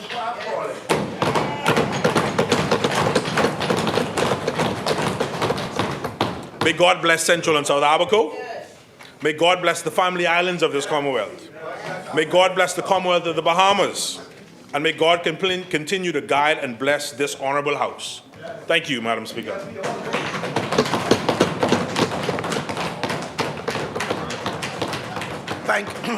Thank you, Honourable Member Asmini. Thank you, Madam. I have a point of order. The Chair recognizes Congratulate the Honourable the Member good for member Finance. for South Abaco, Bradley Fox, on his maiden contribution, but I just want to ensure that the history and the record of the service by Captain Robert Sherwin Archer as representative for Marsh Harbor is not lost in our Hansard record with regard to the claims made by Mr. Fox to date. Thank you, Honourable Member. The Chair recognizes the Honourable Member for Central Grand Bahama. Madam Speaker, I rise today on behalf of the good people of Central Grand Bahama to contribute to the debate for this mid-year budget. It is a privilege to stand.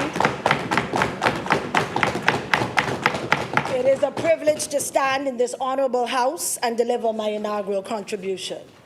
I thank my constituents for the confidence placed in me. The majority of the people of Central Grand Bahama are pleased to have their constituency once again represented by the Free National Movement. Along with my colleagues, I pledge to hold this government to account for the way the people's money is spent or misspent. The Bahamas is owned by the Bahamian people. It is not the priority or the property of a single political party that refuses to answer all kinds of questions, including matters related to allegations of corruption and conflicts of interest at the highest levels of government. Service is a privilege we are granted. It is not an entitlement to be abused. Madam Speaker, I have been asked to serve as the Shadow Minister for Grand Bahama and Transport on behalf of the official opposition. Before I address several matters related to Grand Bahama in general, Central Grand Bahama in particular, may I briefly note some of my background that informs the values I place and I bring in this place to service my constituents. I am the proud daughter of the soil from Hunters, Grand Bahama, to the late Bernadette McIntosh and Fraser Bullard. It has been my privilege to serve Grand Bahama as a local government representative, community leader, educator, and public servant for more than 25 years in the public service, including 20 years in education and 26 years as a police reservist. Education and youth development are deep within my heart, having served as a teacher and vice principal in the government-operated school system. Along with others on Grand Bahama, it has been a joy to champion programs supporting youth development and volunteerism. One of these programs is the Lend a Hand Junior Volunteer Program, which promotes youth volunteerism with student volunteers serving in elder care facilities and recently the Ram Memorial Hospital. In addition to these passions, my husband and I are proud parents of 4 children and 1 grandson. I am pleased to represent all of the residents of Central Grand Bahama, whom I serve with integrity, fairness, compassion, courage, and an unwavering commitment to the greater good. Further, I know that other women in this House will agree that as women and mothers, we bring a unique perspective to the people's business. Yes. Madam Speaker, for the past 4+ years, the residents of Grand Bahama have endured false hope, non-stop promises, and endless public relation exercises.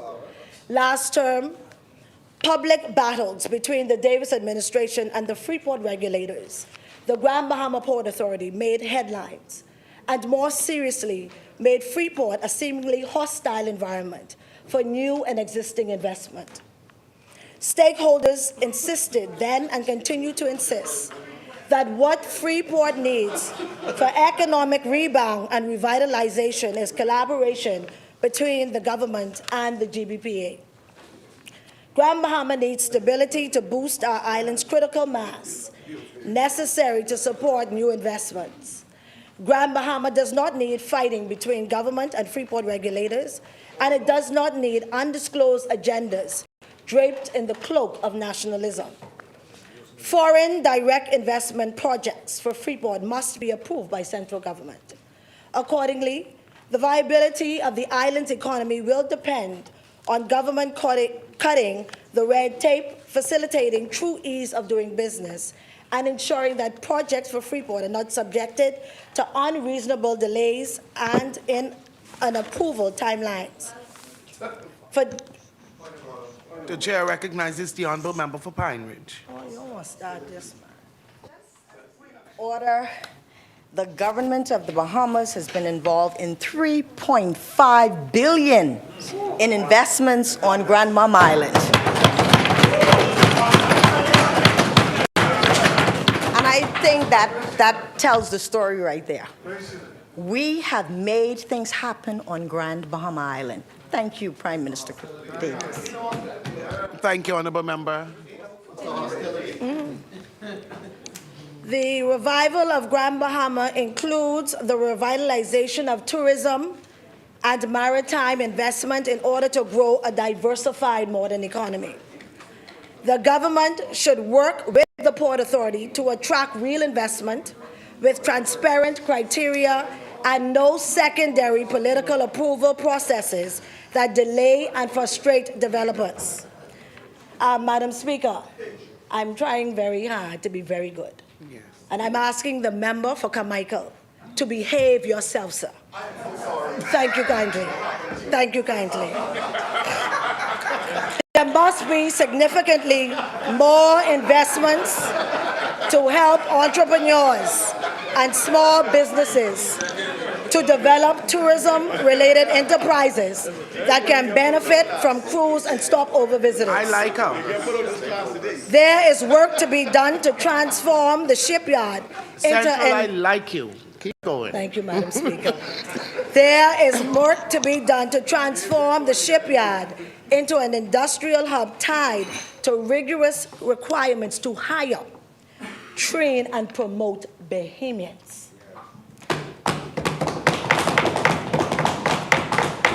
Grand Bahama should be a world-class yachting destination, reversing the damaging fee policies that drove away nearly half of our charter business. Madam Speaker, with regards investment projects for Grand Bahama, I know that the budget before us does not appear to post or does it communication foreshadow anticipated revenue from the sale of the Grand Lucayan Resort property in Freeport. We heard a lot of money in the bank last term, but if that reported $120 million for the hotel sale was indeed in the bank or is expected within the upcoming budget year, the budget before us should indicate the same.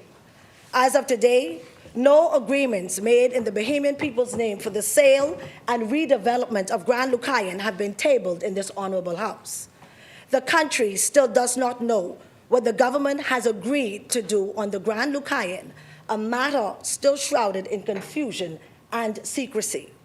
Furthermore, on behalf of my constituents, will the government please pay the outstanding wages and dues owed to the former Lucayan Renewal Holdings employees? If the government can increase the travel budget, surely they can find the money to pay these workers who deserve and need their funds. Relatedly, what are the definite and definitive plans for the Grand Bahama International Airport, which is vital for the hotel project and for Grand Bahama? When will the government complete the work of attracting a suitable partner with the necessary resources along with a world-class airport operator and a consortium of contractors for the international airport? Further, when will U.S. pre-clearance for Grand Bahama be restored? After 4+ years of announcements, failed promises, false dawns and PR exercises, and endless talks, when will we see shovels in the ground and transformation that the PLP promised? Madam Speaker, the healthcare workers and support staff at the Grand provide extraordinary services every day. So when I recently visited the Rand Memorial Hospital, I witnessed firsthand some of the challenges faced by patients in healthcare and professionals. So I went into ICU and was given kitchen apron to gain access to ICU, which I find to be very shameful. Say it again. Shameful. Medical staff deserve the equipment, supplies, and resources necessary to perform their duties safely and effectively. Patients deserve reliable access to medication and quality care. There is an urgent need to provide diagnostic equipment, to complete badly needed upgrades, to complete the morgue, and to address staff shortages at the Rand. Healthcare should never be compromised because of administrative failures and inadequate planning.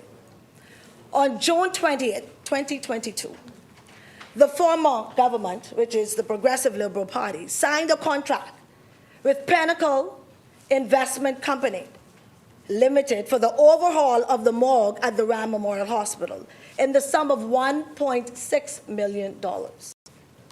This is 2026, and we still do not have any morgue, and even the company may have been paid. To date, families have to go to Yeager Funeral Home to identify their loved ones. We deserve better in Grand Bahama.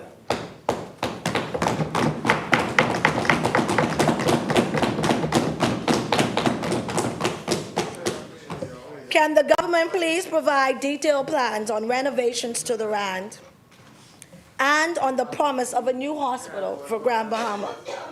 Madam Speaker, I now turn the government's announced acquisition of the Grand Bahama Power Company. None of these agreements for the acquisition of the Grand Bahama Power Company have been tabled in Parliament. Therefore, Grand Bahama and the country at large are forced to rely on the pre-elections proclamations and public relations statements about this deal, rather than being informed through the tabling of all such agreements and associated analysts, as it is the government's duty to do so. Government operation of utilities hardly has a stellar record, which is now a great concern for many Grand Bahamians.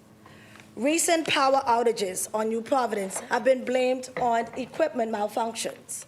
Meanwhile, years of unreliable power supply on our family islands that led to hours and even days of outages undermine business, education, water supply availability, and the quality of life.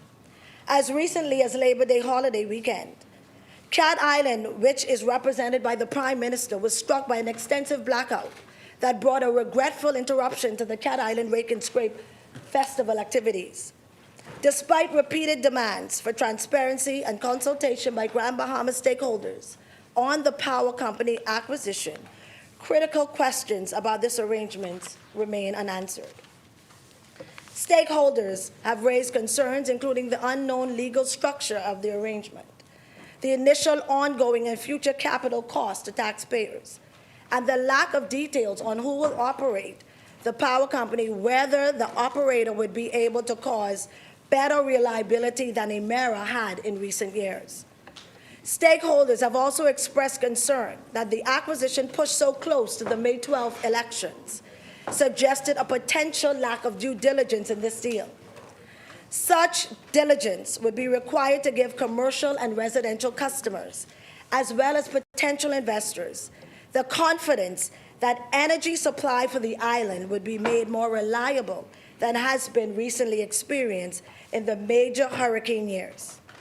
Tax burden concerns and the fiscal risk created by state-owned enterprise within the country energy sector are not simply conjecture. The fiscal strategy report listed the fiscal risk posed by power generation and supply to all islands by BPL as Category 5 critical. This categorization was set even before the government slated and stated its acquisition of the Grand Bahama Power Company. The mid-year budget report puts government guarantees in the current budget year for the Grand Bahama Energy Company. The SPV formed the purchase of GB Power at $280 million. Though the report lists an $80 million guarantee for capital expenditure at GB Power, questions exist on when replacement of unreliable equipment that has been at the heart of blackouts and outages on Grand Bahama will take place, particularly with the summer months upon us. The fiscal risks will only become more pronounced with the government's acquisition. The public relation messaging surrounding GB's power acquisition was that Grand Bahamians will finally experience the lower electricity tariff rates enjoyed by their fellow Bahamians. This, of course, cannot happen without an additional borrowing and subsidiary burden for taxpayers. So just before the general election, the government told Grand Bahamians that their energy bills would be expected to drop as much as 30% by the next billing cycle. It was an attractively timed promise indeed that could have been influenced voters heading to the polls. But just 2 days after general election, GB Power issued a statement advising that there would be no rate change reflected in last month's electricity bills because the company was preparing to submit an equity rate adjustment application to ERCA for review. No timeline was given for this process. Astoundingly, even though the power company issued this statement on May 14th, the government's budget communication May 27 advised that GB Power has adopted the BPL's rate structure as of election day. Will consumers see the immediate decreases? I would have heard the Minister for Energy said that as of today, unfortunately, everybody has a different week in billing cycle, so we will see that throughout the month. Madam Speaker, our young people are at the heartbeat of our future. They deserve access to scholarships, vocational training, entrepreneurship programs, mentorship opportunities, and pathway to success. One example stands before us. For example, the Jack Haywood High School gymnasium, damaged by Hurricane Dorian, still remains incomplete. Generations of young people have been deprived of a facility that could foster athletic excellence, personal growth, and community engagement. Our youth deserve action and not excuses. They deserve facilities that allow them to develop their skills, their talents, pursue their dreams, and reach their potential. In terms of youth programs, Minister for Grand Bahama noted, we're going to have a Young Innovators Club where young people throughout the island of Grand Bahama can come and be involved in innovative concepts for development. Can the minister please advise how many young people are in this program? Has the program started? Where is the central office for the program located? How is the program funded and what are the financials of the program? Who actually runs the program and what is the content for the program? Madam Speaker.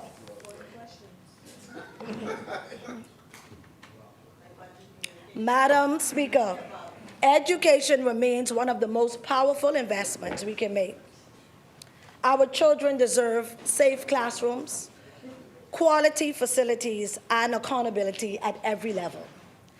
Public funds allocated for school repairs must be spent responsibly and transparently.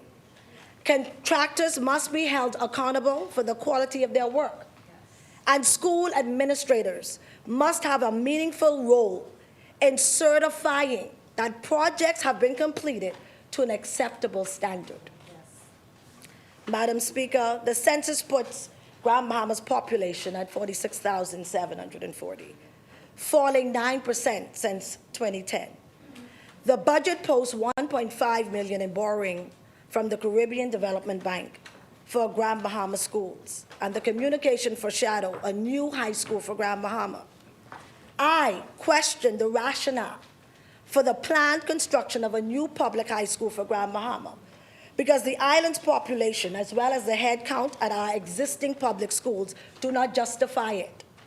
In the current academic year, which is this current academic year, the head count for the public junior and senior high schools on Grand Bahama stood as follows: 8 Mile Rock High School, 236 students; St. George's High School, 544; Jack Hayward Senior High, 446; Jack Hayward Junior High, 441; Sister Mary Patricia School, 455.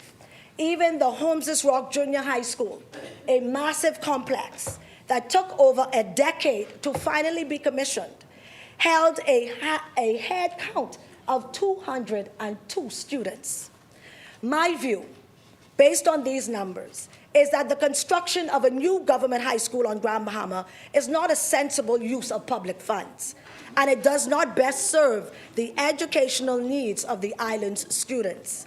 Instead, public funds for Grand Bahama should be used to bring much-needed upgrades to the existing public schools, well beyond the scope of work that occurs during the annual summer school repair programs.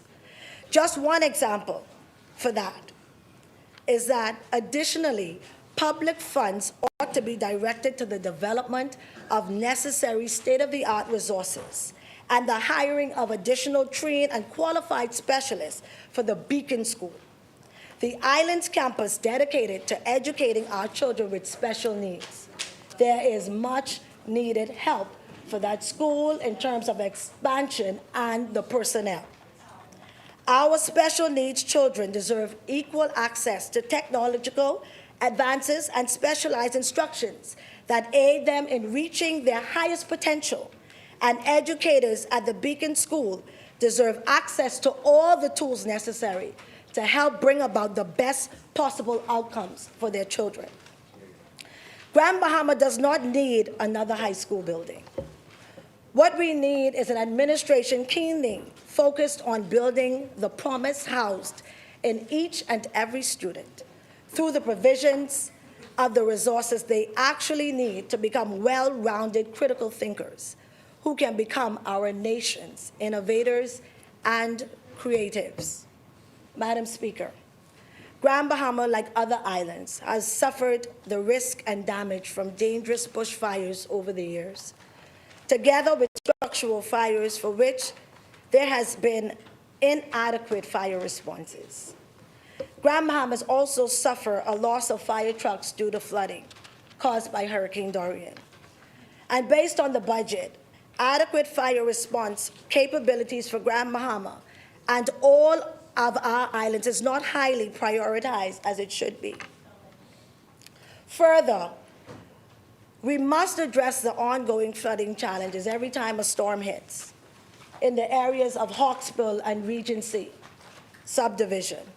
Protecting residents from recurring storm impacts is not optional, it's necessary. A consideration, perhaps by this government, will be a berm to place to borderline to protect those areas from getting flooded each and every time we experience a storm. No party has a monopoly on ideas. Before and during this recent election campaign, the official opposition pressed the PLP to live up to its list of commitments made to the people of West Grand Bahama and Bimini in the by-election, many of which never turned into reality.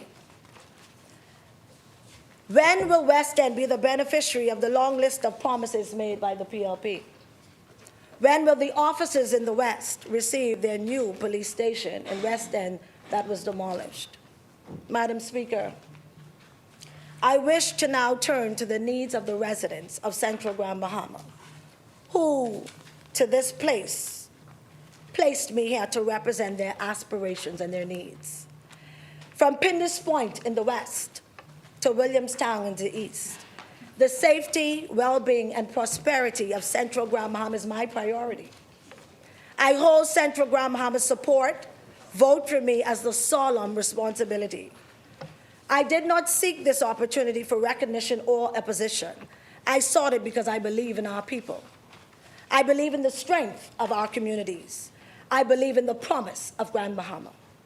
And I believe that together we can build a brighter future for every family, every child, every senior citizen, and every community across our island. Madam Speaker, my plans for Central Grand Bahama this term are multifaceted. They include the following. I will create a skills development center with the assistance of the central government at the former Louisiana Primary High School that will empower our people through training in carpentry, plumbing, refrigeration, electrical installation, sewing, and other vocational skills. Her students can receive homework. Here, students can receive homework assistance. Seniors can access support services, and residents of all ages can acquire the tools needed to build successful futures. We will develop a community center in Wellington Pender Heights that will serve as a gathering place for education, recreation, culture, and fellowship. This center can be placed where neighbors become partners in building strong communities. Our young people are the heartbeat of our future, and they are our partners in shaping today's Bahamas. I will encourage greater engagement with young people in my constituency and across Grand Bahama through initiatives that promote innovation, leadership, and civic participation. In addition to my commitments to enhance social development in Central Grand Bahama, I will focus on numerous infrastructure needs in the constituency. In South Bahamia, residents face recurring challenges from summer bushfires, deteriorating roads, and a lack of public green spaces. We will pursue practical solutions to enhancing fire protection measures, improving infrastructure, maintaining hydrants, and creating recreational green spaces that enrich community life and improve public safety. The residents of Britannia Estates and Imperial Park have waited far too long for the infrastructure they were promised. More than a decade has passed, yet roads and essential services remain unfinished. The people who invested their hard-earned resources into these communities deserve better. I will work with relevant agencies to develop the infrastructure necessary for their continued growth and development. In Sunrise Subdivision, the absence of adequate street lighting continues to create safety concerns. No resident should have walked through darkness just to get home. No family should feel unsafe in their own neighborhoods. I will work to ensure that this community is properly illuminated. Malibu Reef is in need of proper, maintained, and a green space for its residents. Illuminated, thank you. Williamstown enhanced to a more cultural festival so that Bahamians continue to enjoy. Hunters is in need of a seawall to place for residents, especially in the Bevanstown area. Far too long, residents of Pindus Point have endured deteriorating roads and compromised drainage systems that were never properly repaired. Heavy rainfall brings flooding.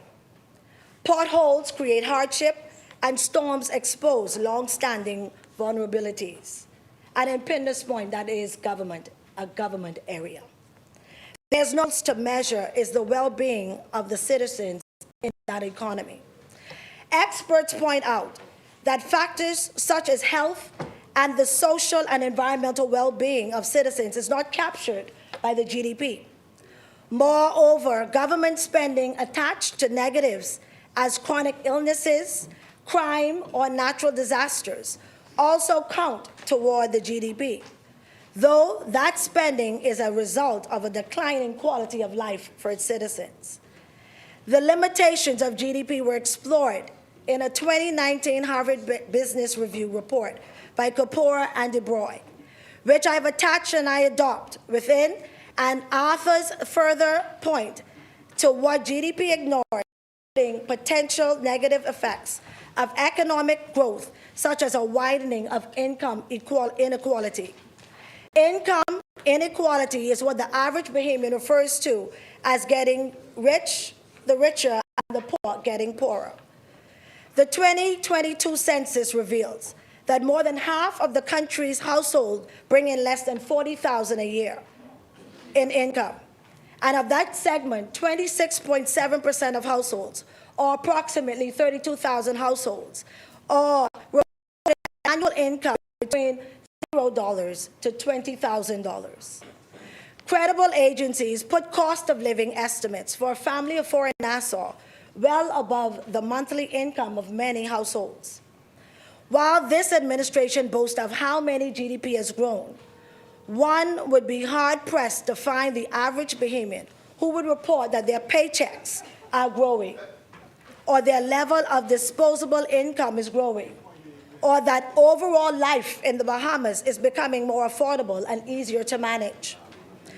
Too many Bahamians are being pushed by external pressures to settle for trying to simply survive rather than being able to thrive in their own country. Yeah, I was waiting for you to finish. Apart from the GDP growth, what seems to be growing at even more tangible level for most Bahamians in financial stress, gas prices have skyrocketed.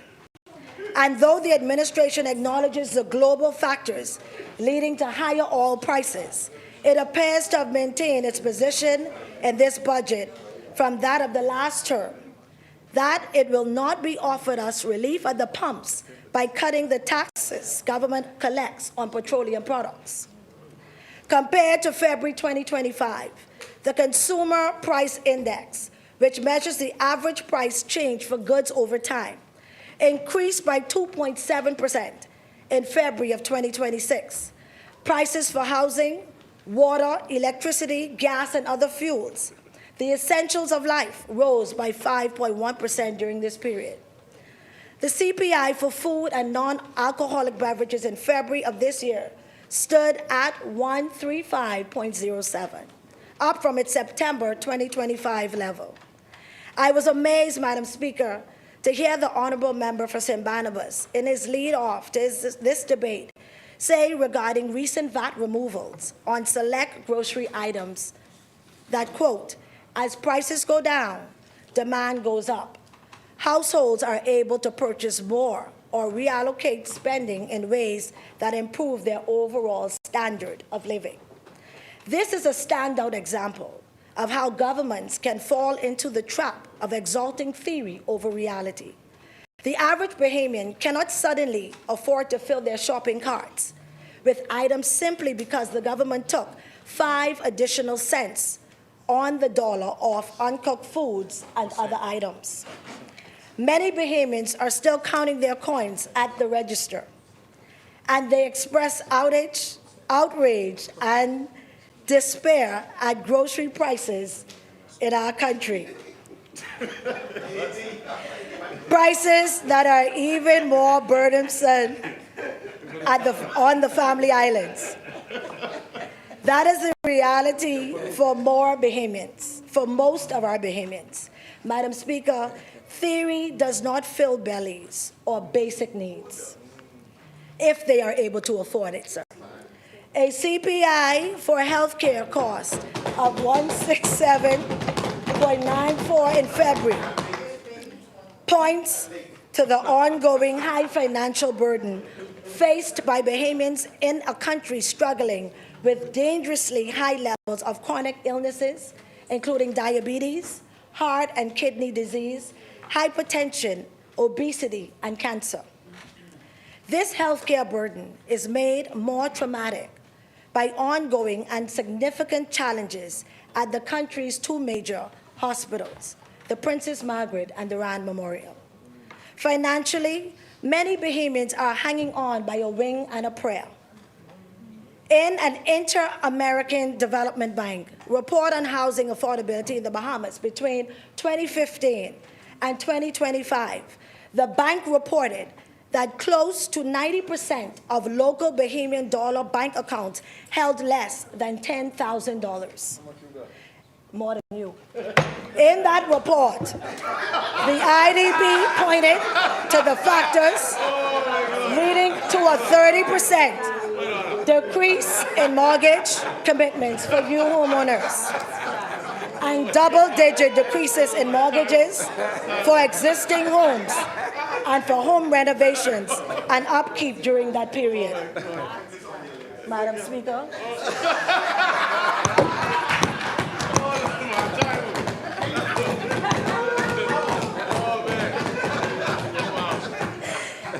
While revenue measures in this budget for the first-time homeowners are a welcome announcement, they regrettably come against the backdrop of less and less Bahamians being able to qualify for lending toward their dream of home ownership in the first place. A disconnect from reality, Madam Speaker. When I observe the government's approach to measure aim at bolstering its recurrent revenue projections, I'm reminded of a tendency to over-focus on measurable data while failing to realize the realities that data known as McCarra fallacies. Madam Speaker, as a former teacher, I sought to ensure that students in my classroom demonstrate mutual respect for each other.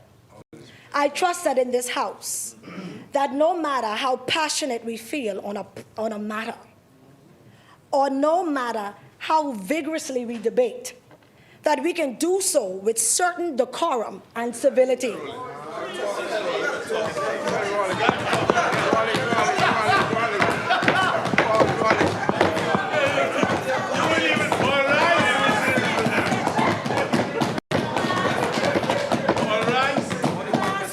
Madam Speaker, this should not be a place of bullying, disrespect, rudeness, and talking over each other. So I'll repeat that, Madam Speaker. This, and so you can understand, I need you to listen. Thank you. This should not be a place of bullying, disrespect, rudeness, and talking over each other.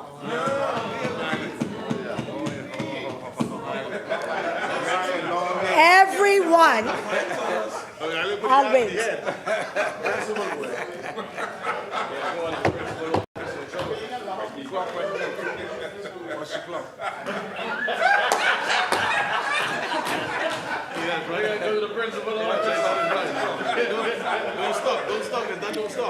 That's okay.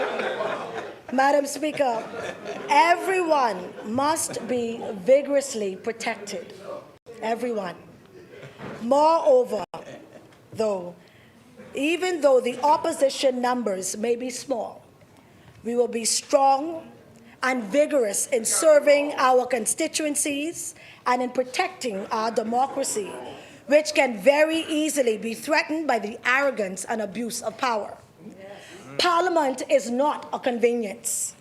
It is a vital branch of the government at the heart of our democracy. It should be respected as such. The genius of our Westminster-based parliamentary system is that it works well when certain time-honored rules, standards, and conventions are adhered to and not abandoned. Our system is bigger than any political party. I'll wait.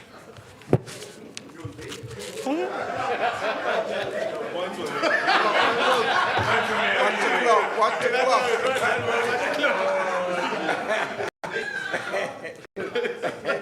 Members, Thank you. Madam Speaker, our system is bigger than any political party. This is the people's house, and the people's voice and aspirations are broader than the partisan interests. Madam Speaker, may the God who gives us abundant life bless Central Grand Bahama and the Commonwealth of the Bahamas. I thank you.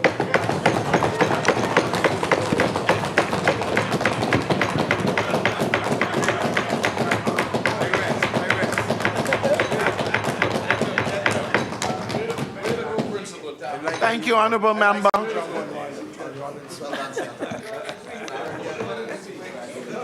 wouldn't want you to call me in the office. I wouldn't want to call me in the office.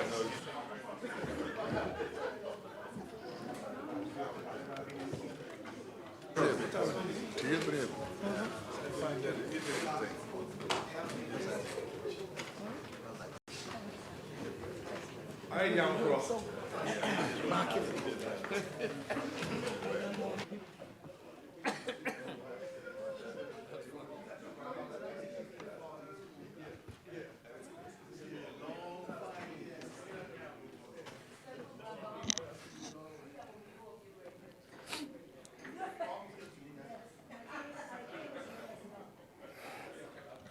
As many? The chair recognizes the honorable member for Yamakro.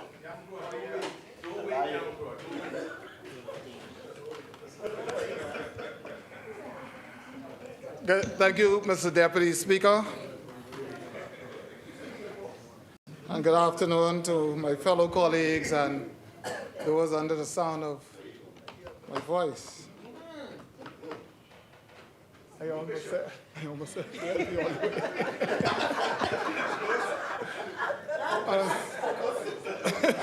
It's okay. It's okay. Almost did it.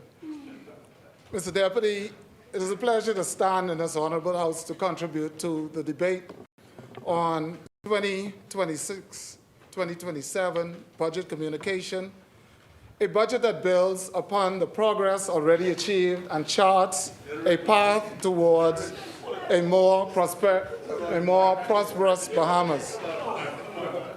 I rise today on behalf of the great people of Yamakro, who sent me back to this place for a second term.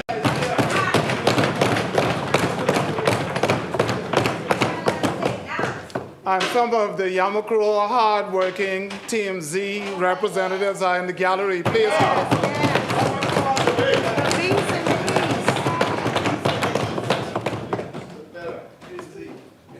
The people sent me back to this honorable place, Mr. Deputy, as their voice and their choice for representation. To God be the glory. Great things He has done. Amen. I would like to acknowledge my strong team, my family, and all of my colleagues led by the Honorable Prime Minister, who led a successful and very vigorous campaign on progress, and the Bahamian people accepted. Yeah. They accepted because they chose progress over politics.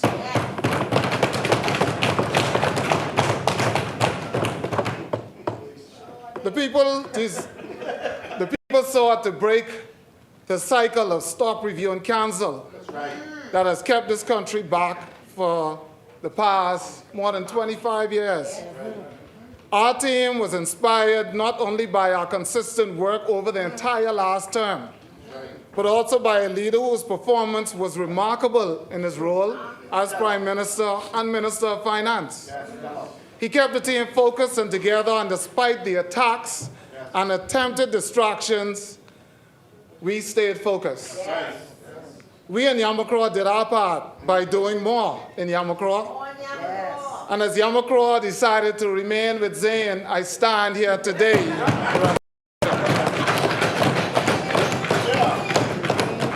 Madam Speaker, Mr. Deputy Speaker, I join the chorus of supporters here in this House and around the country in congratulating the Speaker of the House on her success, not only as the big deal in Bamboo Town, but by beating the chairman of the opposition party, and who was also and her sitting here as a member of Parliament was also followed by her sitting in this honorable place once again as Madam Speaker. You see, I understand the role that the opposition has in this place, and the role is a tough one. But I can't say that the opposition understands their role in this place. I cannot help to notice that this opposition has learned nothing from their rejection at the polls and chose to be more of an obstruction than a loyal opposition. Their behavior should continually be condemned by the Bahamian people through rejection from leadership in this country. And as long as their behavior portrays immaturity and a disregard for basic rules in this honorable place, they should be rejected. Let me identify what some Bahamians have pointed out. The chair recognizes the honorable member for Central Grand Bahama.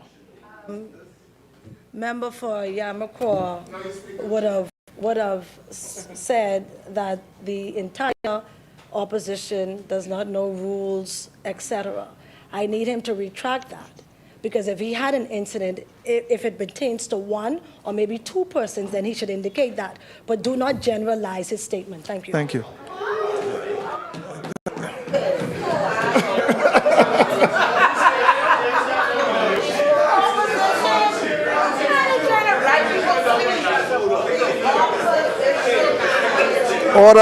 Order, members.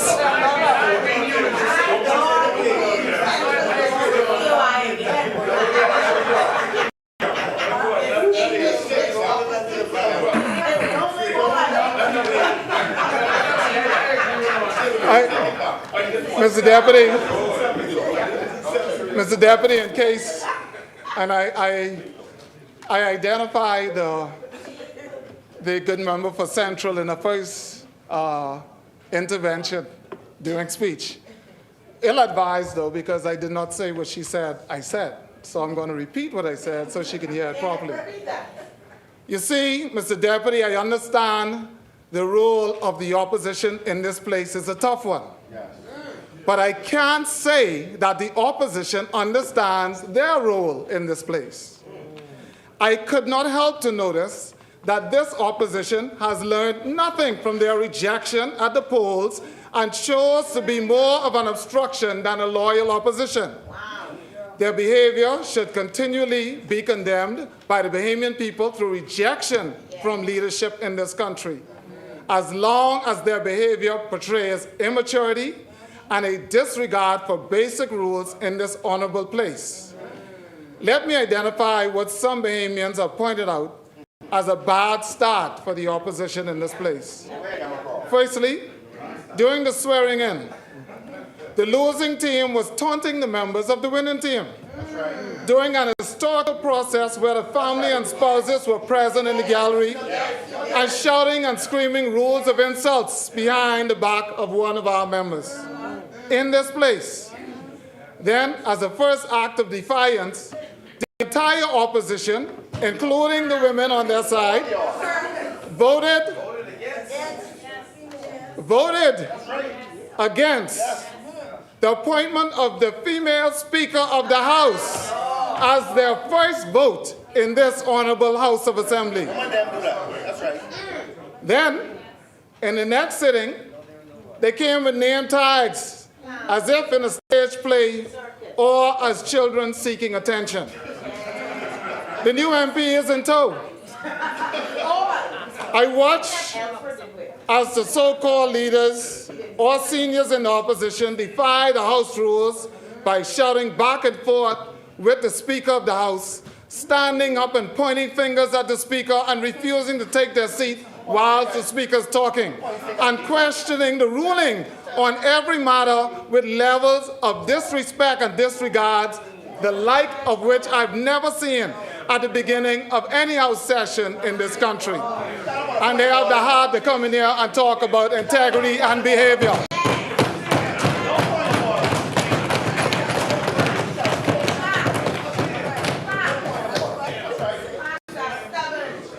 if this is the way they have started off, the Bahamian people will continue to condemn their behavior by rejecting them at the polls, because Bahamians have shown that they want progress, not politics.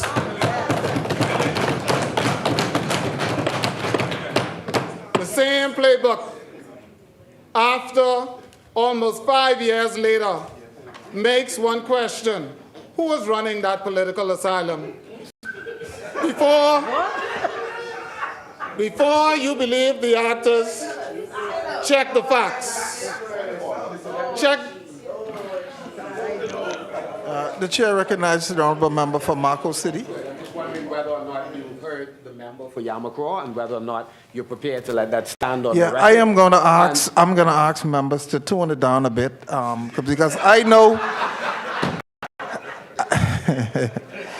Because I was just about to ask Central Grand Bahama to lay a document so we could copy it, so we could share it with everyone, so we could read it, Mr. Deputy, I said something different. I asked whether or not you're prepared to let it stand. I personally do not have a problem if you decide not to, because it certainly now gives us license to deal with him in the same way. So it's your call. It's your call. We have no difficulty with it. We know it's unparliamentary, so I should not have to rise for the nonsense that he just said. But if you're prepared to let it stand. We will have it expunged from the record. No, Let's but move you should on. ask him to withdraw. Yeah. You should ask him to withdraw it, so we can know whether or not Honorable he member, recognized what he has done. Yeah. That's what we want to understand. Yeah. Honorable member, are you going to withdraw? Mr. Deputy. Thank you. You have already ruled. You said it will be expunged. There's no need to withdraw.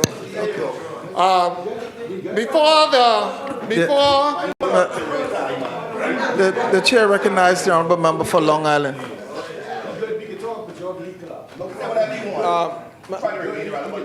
Madam Speaker, excuse me, Mr. Deputy, I have respect for the member for Yamacraw, right? But if he's going to, he should not be duplicitous. The reality is he's suggesting that we on this side have approached the Parliament with a degree of disrespect, and yet he is on the other side leveling disrespect at us. Hypocrite. It's hypocritical. I mean, come on, we better than that, Yamacraw. Yamacraw, you better than that. So, I mean, come on. Either you get on and say what your government is doing that you claim to be so good, or you can engage in the same activities that you... Noted. Come on, man. Yeah. The chair recognizes the honorable member for Yamacraw. Is the good member for Long Island trying to tell me what to say in this? I mean, no poke the bear.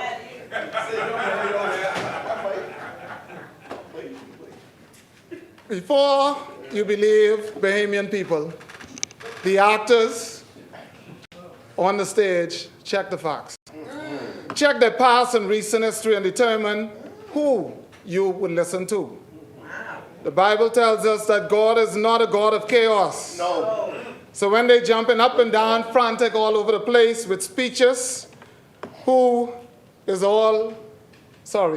over the place with speeches, we know who is not in the midst of them. They want to continue slinging mud and trying to paint a picture of corruption on this side. That's right. But an international report came out a few days ago that named the Bahamas the fourth least corrupt country in the region.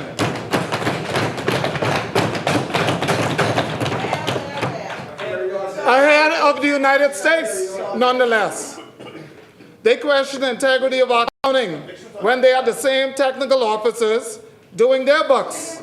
And the country received under this government in a single year 2 financial or economic upgrades.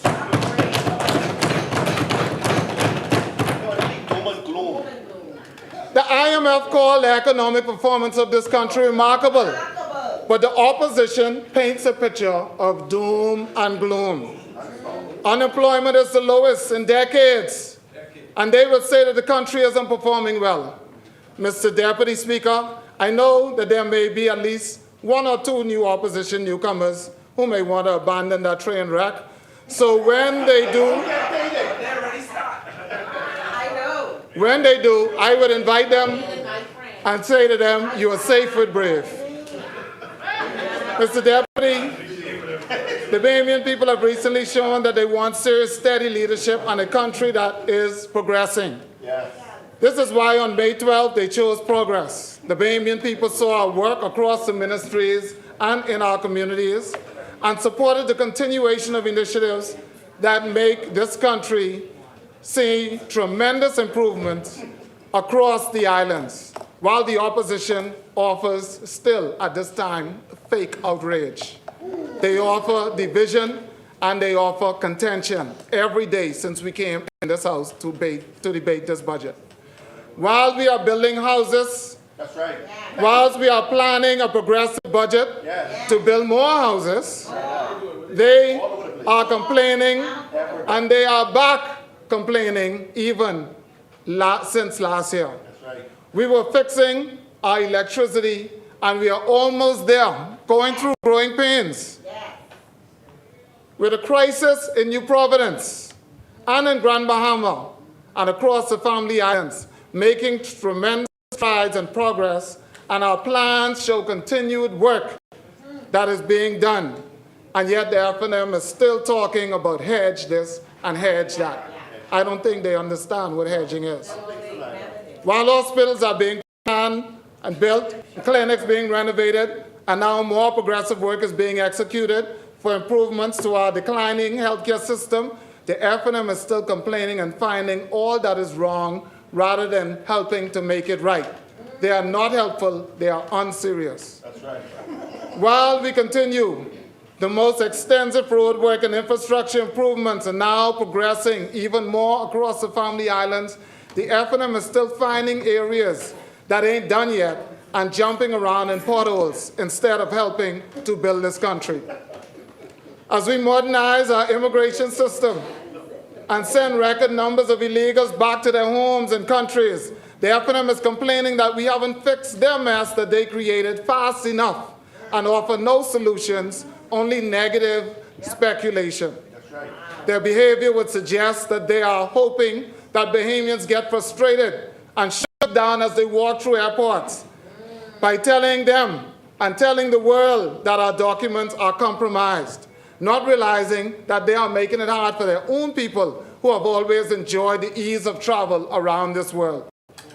Mr. Deputy, I can give countless examples of improvements across agriculture, sports, culture, tourism, education, finance, public service and labor, social service, Grand Bahama, transport, aviation, investments, etc.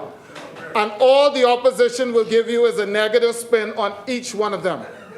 The same playbook that kept them in opposition is the same playbook that will keep them in opposition.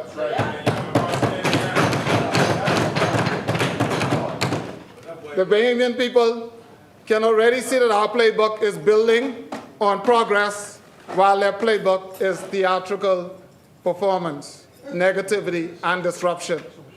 This is the start that we are getting from them. It's already clear that they will have a long ride, not us. And we will continue to see success, and we will continue to see more years of them barking at the tires while this car is moving forward. Mr. Deputy, the work being carried out by my ministry is divided into 4 critical components as I shift focus to particulars of the Ministry of Environment. While each department has its own distinct mandate, together we operate as one unified body, working towards a shared goal of protecting and responsibly managing the natural resources of the Bahamas. That's right. That's right. Mr. Deputy, too often environmental protection is viewed as separate from economic development. The reality is quite opposite. Protecting our environment protects our economy.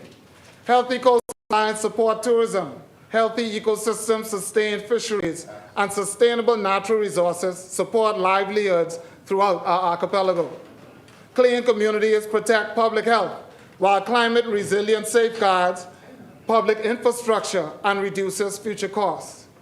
Environmental protection is therefore not merely an environmental objective, it is sound economic policy and an investment in the future of prosperity of this Bahamas. Mr. Deputy, the latest data from the Bahamas National Statistical Institute indicates that our economy expanded by 3.8% in 2025, following a growth of 4.2% in 2024.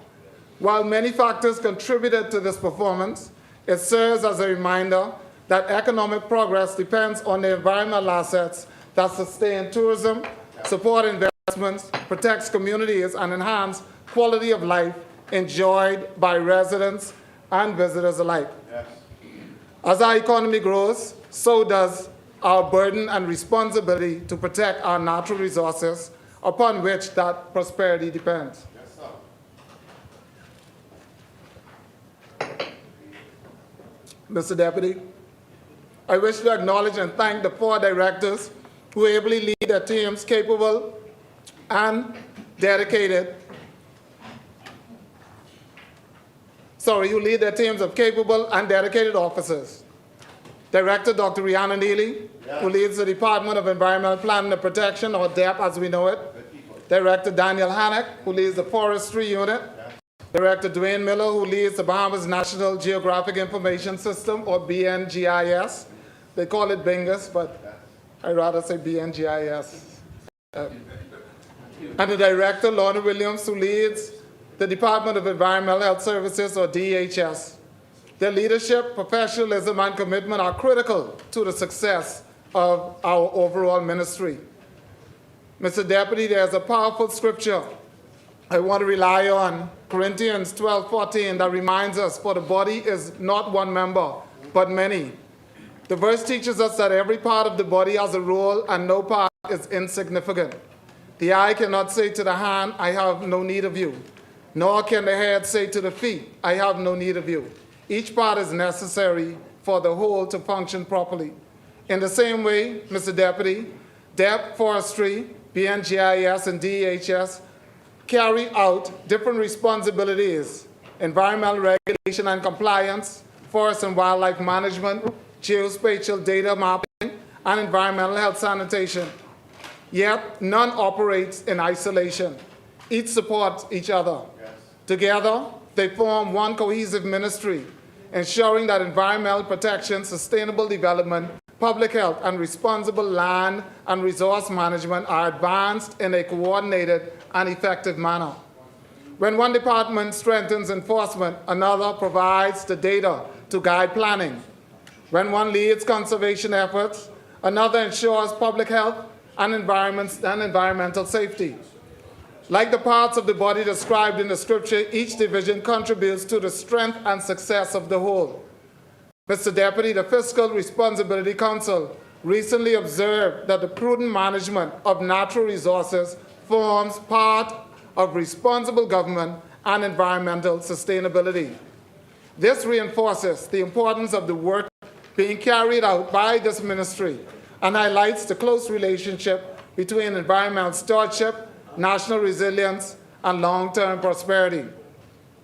I now wish to address the department individually, that is DHS, and I will do the same for the others. Mr. Deputy, the Department of Environmental Health represents a fundamental pillar because environmental health is a pillar of national well-being. Clean communities, safe food systems, healthy coastal waters, and effective disease prevention are essential to protecting the health of our people and sustaining the environmental standards upon which our tourism economy depends. Mr. Deputy, maintaining clean communities, healthy ecosystems, safe beaches, and high environmental standards support not only public health, but also tourism, investment, employment, and national prosperity. Protecting our environment protects our economy. Mr. Deputy, nowhere is that connection more visible than in our tourism sector. The budget communication reports that the Bahamas welcomed approximately 12.5 visitors during the year 2025, representing the growth of 11.4% over the previous year. Those visitors came because of the beauty of our beaches, the quality of our marine environment, the cleanliness of our communities, and reputation of the Bahamas as a world-class destination. The work of the Department of Environmental Health Services therefore supports not only public health, but also one of the principal engines of national economic growth. The Department of Environmental Health Services remains committed to the promotion and maintenance of a clean, healthy environment and protection of public health through sanitation enforcement, waste management, vector control, and environmental monitoring. The department daily works is to safeguard the communities and support the environmental quality upon which our tourism and our lives depend. Mr. Deputy, the Department of Environmental Health continues to make a positive impact through essential services it provides to the people of the Bahamas. These services are delivered through 4 operational divisions: the Health Inspectorate Division, the Environmental Monitoring and Risk Assessment Division, or MRAD, the Vector Control Unit, and the Special Projects Division responsible for solid waste management initiatives. DEHS maintains offices across 14 major family islands, including Abaco, Auckland, Andros, Bimini, Cat Island, Crooked Island, Eleuthera, Exuma, Grand Bahama, Nagua, Long Island, Maguana, San Salvador, and Rum Key, ensuring that environmental health services are delivered throughout our archipelago. The Environmental Health Office is often most noticeable. However, our environmental health is most noticeable when it fails. When systems function properly, communities remain clean, disease risks are reduced, and residents and visitors alike enjoy safe surroundings, we don't hear much. For this reason, the work of DEHS is not only essential, but it is protecting public health. It's also for sustaining our tourism industry and preserving the reputation of the Bahamas as a clean, safe, and healthy destination. Mr. Deputy, sanitation enforcement forms the foundation of environmental health protection across our communities. The Department's General Sanitation Complaints Unit operates under Rule 5.2 of the Health Services Act, Chapter 231, which requires officers to respond promptly to environmental nuisances and sanitation concerns. Throughout the year, complaints were received through telephone calls, emails, and walk-in reports. Officers conducted inspections, served public health orders where necessary, and ensured that corrective action was taken to address sanitation concerns. In total, more than 200 sanitation complaints were investigated and addressed across New Providence, with officers removing environmental hazards and restoring safety and sanitary conditions within affected communities. Mr. Deputy, sanitation enforcement must ultimately translate into visible improvements, and we appreciate this. This brings me to the department's waste management operations. Across New Providence, residential garbage collection is organized through 66 established collection routes, supported by approximately 150 bulk waste contractors working to maintain sanitation standards across the island. To strengthen accessibility for residents disposing of bulk waste, 8 transfer stations remain operational across New Providence at Baintown, Centerville, Nassau Village, Gladstone Road, Grahamstown, South Beach, Coconut Grove, and Yamacraw. These stations, or these transfer stations, provide convenient disposal locations for residents and have helped to reduce indiscriminate dumping by allowing individuals to safely dispose of bulk waste material within their communities. These are not dump sites. These are transfer stations. The model of these stations will include paved areas. Member, the chair recognizes the honorable member for Long Island. Thank you, Mr. Deputy. Since you referred to the transfer stations, member for Yamacraw, can you say whether either the Ministry of the Environment or constituency allowance funds are being used to pay for the sites where these transfer stations are placed, or are they actually, are we fencing these areas in on other people's property at no cost to the government? I'd like to know the answer to that question, please. No, these, the properties, I appreciate the question, member for Long Island. The transfer stations are properties identified, in some cases leased by the government, and they are funded through the Department of Environmental Health. services. And these are a response to not only the indiscriminate dumping, but the request for persons who want to get rid of bulk waste material and always ask MPs for bins. So instead of placing bins at particular intervals across constituencies, we have created transfer sites. And this is because there is an issue sometimes with traffic transporting these items back and forth to the dump site. This includes tree clippings. Sometimes people find a nearest bush and they just dump them in the bush. And once you have a pileup of any sort, other persons seem to have broken window syndrome. They throw stuff on the pile and it eventually becomes a dumping area. So it's just, instead of moving the dumpsters and not placing them for weeks or months until they ask for again, it's continuous removal of dumpsters as they are filled. Any particular site could have about 5 dumpsters on them, and as they are full, security is there, indicates, make the call, and a truck or loader comes and takes the full bin, dumps it, returns it back to the site. And persons of the response from the communities are visibly seen. We have already been calculating the amount of tonnage of waste we're taking out of the communities. And we'll provide that updates on the amount of garbage through this process we are taking out of the communities and to the proper waste disposal sites. So the model of these stations will include paved areas with appropriate lighting, fencing, security, and other utility infrastructure that reflects environmentally friendly atmospheres. Mr. Deputy, during 2025, the department removed 4,536 20-yard bins of debris from communities throughout New Providence. Those are full bins. That's 4,000 in 1 year. 4,536 full 20-yard bins of debris, full of debris, have been moved out of communities in New Providence, throughout New Providence. In addition, 3,500, shifting the focus a bit, 3,543 derelict vehicles were removed across the island, representing a significant increase over the previous year and contributing to a cleaner and safer community, or the clean and safer neighborhoods. And let me say that we're only scratching the surface.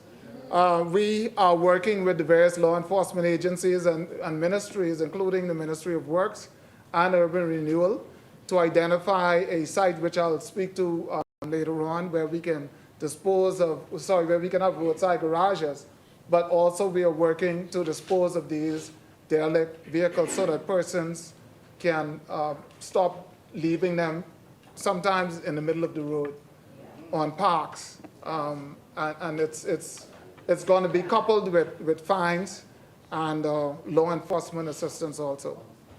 So I'm pleased to announce that at the end of the last term, we have identified an area of Gladstone Road that has been granted by the Honorable Prime Minister to relocate neighborhood garages.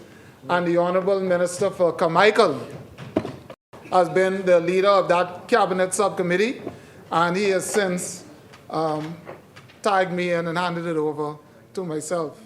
And so we are looking to remediate this problem. He's dumped it on me.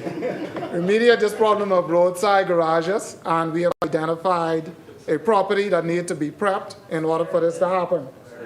So, by identifying this location, we are also going to couple it this year by issuing stiffer penalties.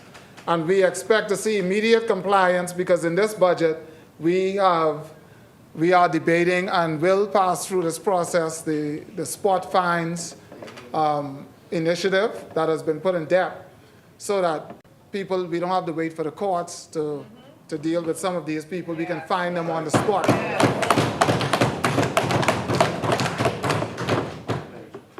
So these spot fines and fixed penalties and notice provide a practical and efficient way for law enforcement to handle minor offenses without immediately involving the courts. Their primary benefits include streamlined justice, significant time and resource savings, increased rule compliance, and the avoidance of a formal criminal record. We will seek to get very innovative and very aggressive with the cleanup of our islands, especially Nassau. Bahamians will be asked to do their part, that if you see something, say something. And we have a national cleanup initiative that's coming on stream. We will increase coordinated community cleanup operations, as we also conducted across several areas, including Bamboo Town, Elizabeth Estates, St. Anne's, Golden Gates, Golden Isles, Nassau Village, South Beach, Pinewood, and Yamacraw. And we're going across all constituencies. Mr. Deputy, sanitation enforcement also extends to the regulation of food establishments and vendors. During the year, the department conducted over 1,300 inspections of food establishments to ensure that sanitation standards were maintained. In addition, 1,200 vendor inspections and permit applications were processed, while 177 environmental health complaints related to sanitation of food and safety areas, like restaurants, were investigated.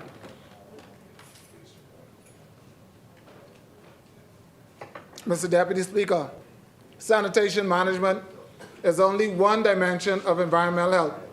Disease prevention is equally critical, and this is where the work of the Vector Control Unit becomes essential. The Vector Control Unit conducts routine surveillance and treatment operation to reduce mosquito-borne illnesses such as dengue fever and Zika virus. Rodent monitoring programs are also maintained in high-traffic areas, including Awa Key, Bay Street and downtown Straw Market, Junkanoo Beach, Montague Foreshore, Pompey Square, Porterski Dock, and Rawson Square. Besides continuing the use of private firms to help assist in treatment of these areas across the island, I'm also pleased to announce that DHS has recently purchased 20 new fogging machines that have all been calibrated and prepared for shipping to the Family Islands.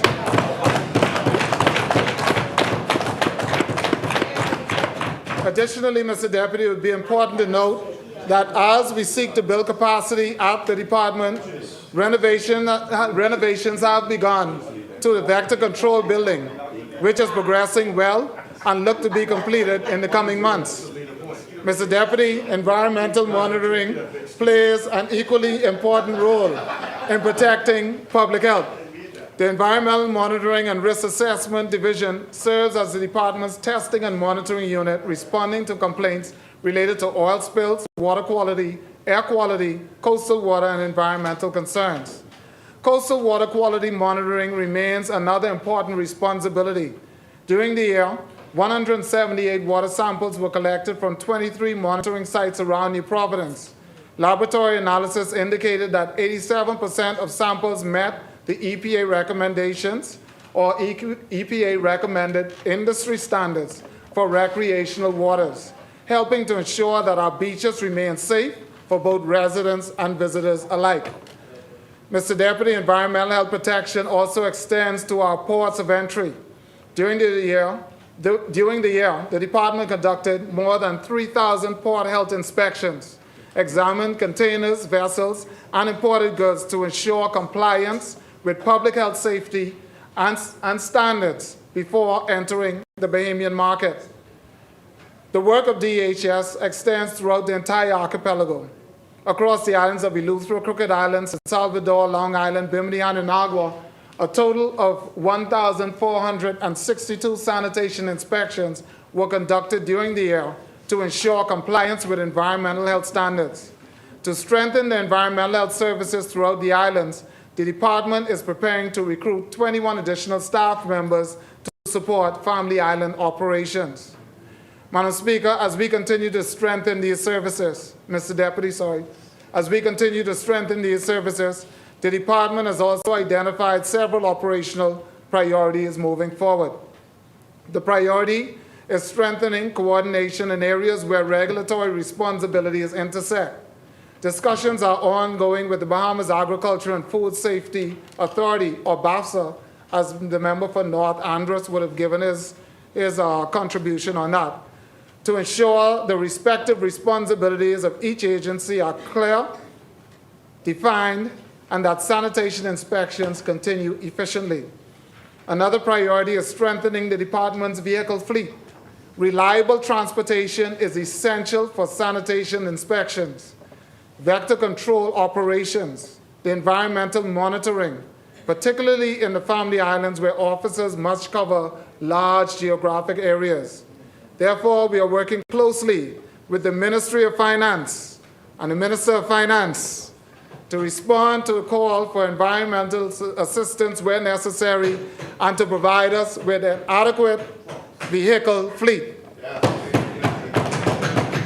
Thank you in advance, Member for St. Barnabas. The department is also implementing succession planning initiatives to ensure continuity in leadership as senior officers approach retirement.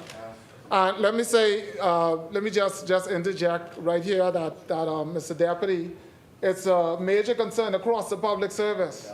And we have an upskill program. We have many public service programs where officers have the opportunity to learn and be trained. We have the facility that Labor has on Gladstone Road, the National Training Agency. We're inviting officers to take advantage of the hollow middle of the public service so that their opportunity to move up, we do not particularly like to seem as if we're stifling upward movement or mobility by engaging retired officers. But the fact is that the skills and level of training necessary that we need when you need to be a government that is nimble and that's responsive. We have no other choice but to engage persons who are already trained, equipped, and have the qualifications to sit in these capacities. And so we're encouraging people to please take advantage of the fact that you have free training available to become undersecretaries, deputy directors, and deputy permanent secretaries, and permanent secretaries. So the department has begun to strengthen its legal enforcement capacity through the establishment of a prosecution unit to support environmental health enforcement matters before the courts. Mr. Deputy, investment in scientific capacity is also essential for modern environmental health management. Plans are underway to establish a new environmental laboratory facility for the Environmental Monitoring and Risk Assessment, or EMRAD. The proposed facility will include a portable laboratory system or modular laboratories supported by additional office facilities along with possible upgrading of existing facilities. These improvements will significantly enhance the department's testing and monitoring capabilities and strengthen its ability to respond to environmental health concerns. Mr. Deputy, maintaining effective environmental health services requires sustainable funding for critical operations such as waste collection, vector control activities, and environmental monitoring. Continued collaboration with the Ministry of Finance, as I indicated, will therefore remain important to ensure that we have adequate resources for our public health mandate.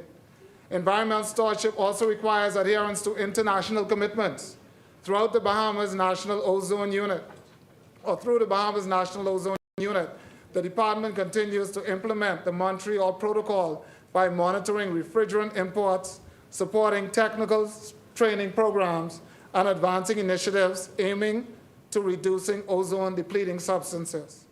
When environmental health systems function effectively, the result may appear invisible, but when they fail, the consequences are immediate, they are visible across our communities, our environment, and across, and eventually in our economy.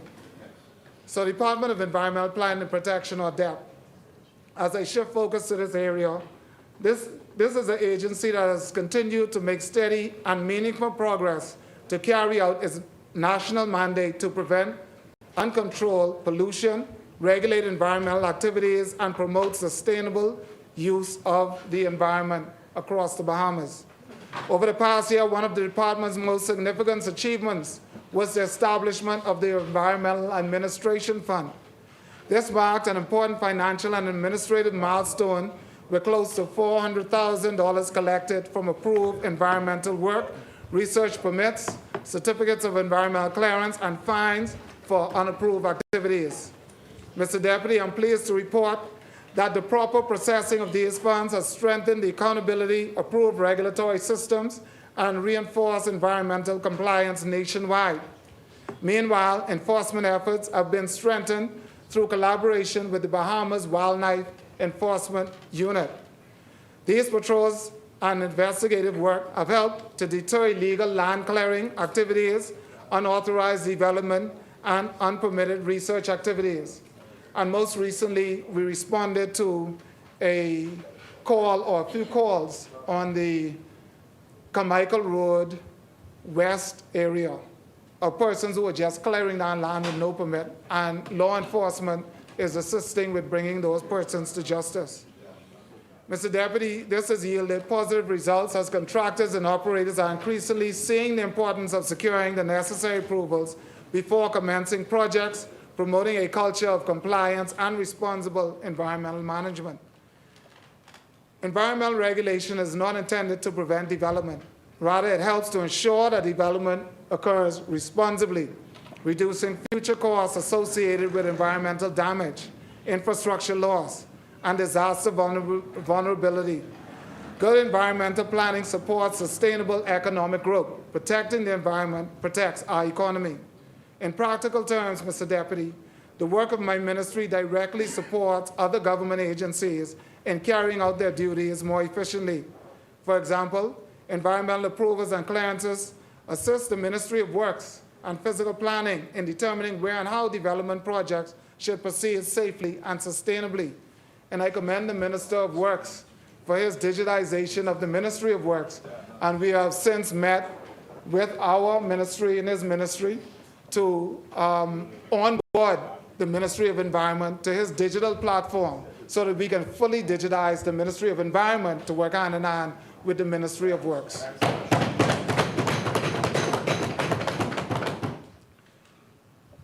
On the international front, the department has continued to coordinate national environmental responsibilities under key multilateral agreements, including the Convention on Biological Diversity, the UN Biodiversity Beyond National Jurisdiction Agreement, or BBMJ, and the ongoing development of national biodiversity strategies and action plans. These initiatives provide a clear national roadmap for protecting biodiversity, addressing nature loss, and ensuring the sustainable use of our natural resources. Biodiversity is not only an environmental asset, but it's an economical asset. Healthy ecosystems support tourism, fisheries, scientific research, and sustainable livelihoods throughout our archipelago are therefore supported.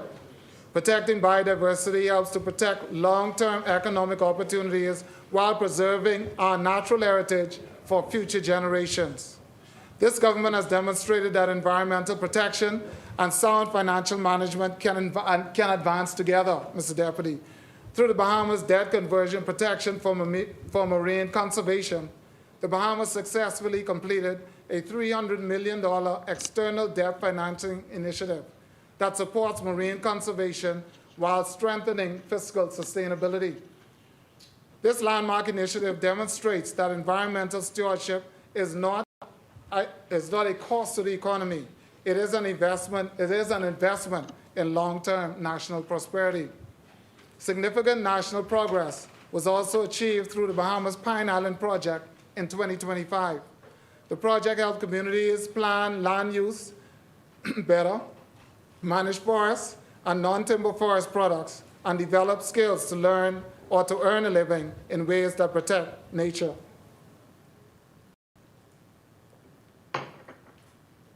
Mr. Deputy, we were able to construct 4 greenhouses. They are in Acklands, Red Bays, Andros, New Providence, Gladstone Road, at the Agriculture Center, to support the cultivation of cascarilla, silvertop palm, and other initiatives or other native species. These facilities enhance conservation, improve resource management, and create income opportunities through cultivation, processing, the export of this vital resource. And a significant shift, as you can see, this marries right into our forestry unit. Initiatives such as these demonstrate that environmental conservation and economic opportunity can advance together by protecting natural resources while creating sustainable livelihoods. Capacity building is a key priority in this area also. Training initiatives led by the Bahamas Agriculture and Industrial Corporation, or BAIC, in collaboration with the Bahamas Development Bank, have improved skills in harvesting, post-harvest management, and business planning for harvesters and cooperatives. These initiatives not only promote environmental conservation, but also support economic development and local competitiveness in international markets. The department is also executing a $20 million integrated landscape management project, or UNEP, which focuses on addressing land degradation, enhancing food security, and improving our climate resilience within the agriculture sector. Under this initiative, $340,000 was allocated to BAMSI for the development of 10 propagation facilities across several islands. $700,000 was approved for the Bahamas Development Bank to support farmers with business planning and grant writing. And $350,000 was directed to the University of the Bahamas to establish a soil health monitoring system in Andros, Long Island, and Eleuthera. Mr. Deputy, the Fiscal Responsibility Council has recognized that initiatives designed to strengthen resilience to environmental and climate-related risks remain critical to the future prosperity and sustainability of the Bahamas. These investments directly support that national objective. These projects not only strengthen environmental resilience, but also protect economic resilience, improve food security, healthy agriculture systems, and sustainable land use practices, reducing future vulnerabilities and supporting national productivity and economic sustainability. Additionally, the $18 million Global Environmental Facility Project, meeting the challenge of 2020 in the Bahamas, as it's called, advanced marine conservation and sustainable resource management across Providence, Grand Bahama, Andros, and Exuma through December 2025. This included enhanced GIS training for environmental officers to support spatial planning and data management, as well as progress towards advanced marine spatial planning. Draft zoning plans were finalized for 5 marine protected areas, including Andros West Side National Park, Bonefish National Pond, or the Bonefish Pond National Park, Exuma Keys Land and Sea Park, the Lucayan National Park, and Mariah Harbor Key National Park, establishing a standard zoning framework based on scientific data, stakeholder engagement, and field validation. Overall, the department's work demonstrates a stronger integrated approach that combines enforcement, environmental planning, international coordination, climate resilience, and community-based development. Through strategic projects strengthening regulatory systems, the partnerships at both the national and international levels, the Department of Environmental Planning and Protection continues to play a central role in advancing environmental governance, conservation, and responsible national development across the Bahamas. While DEP provides regulatory oversight, environmental planning, the Forestry Unit focuses on conservation management, wildlife protection, and stewardship of our forest reserves. Mr. Deputy, I'll briefly turn to the Forestry Unit. Mid-year, the Forestry Unit mid-year work plan for the period January to June 2026 has moved from planning to active implementation, reflecting a structured and science-based approach, increasing forestry and governance, conservation, education, and national environmental capacity across the Bahamas. The top priority of the Forestry Unit is the passage of an updated forestry legislation. This legislation is critical because it will provide the legal foundation for modern forest management, strong enforcement, and improved environmental protection nationwide. Since January, the unit has been advancing stakeholder consultations and guiding the legislative process through Cabinet and Parliament to ensure a more structured and effective national forest framework. Healthy forests are more than environmental assets. They support biodiversity, strengthen our climate resilience, reduce erosion, contribute to ecotourism opportunities, and protect our natural systems upon which economic activities depend. Protecting our forests also helps to protect our economic future. This budget communication further reports that agriculture, forestry, and the fishing sector recorded growth of 8.4% during 2025. Mr. Deputy, This demonstrates our natural resources are not merely environmental assets. They are productive economic assets. Sustainable forestry, biodiversity conservation, and responsible land management supports livelihoods, strengthen food security, and create opportunities for future generations throughout our archipelago. A second major priority is the staffing and expansion, with 7 new positions proposed at a cost of $120,000, including a GIS specialist, forest officers, assistant forest officers, and a forestry supervisor, and a forestry assistant. Bolstering human resources is essential because these roles directly address the gaps in technical expertise, field operations, public outreach, and inter-island coordination. With increased staffing, the unit will be better equipped to implement legislation, conduct research, and expand conservation. Mr. Deputy, education and public awareness have always been the key components of implementation. The teacher training program conducted on February 18, 19 in partnership with the Perry Institute trained 90 teachers in mangrove and forest education. This initiative will reach thousands of students through the school system, promoting long-term environmental stewardship and supporting the Ministry of Education's environmental learning goals. Several initiatives are already underway, supported by a $45,000 allocation. These include the establishment of a Grand Bahama Marine Conservation Office, the White Crown Pigeon Population Assessment to guide the evidence-based hunting regulations, and the development of a national wildfire management strategy in collaboration with disaster risk management, national security, and the police fire branch. These initiatives improve national resilience and support coordinated environmental enforcement.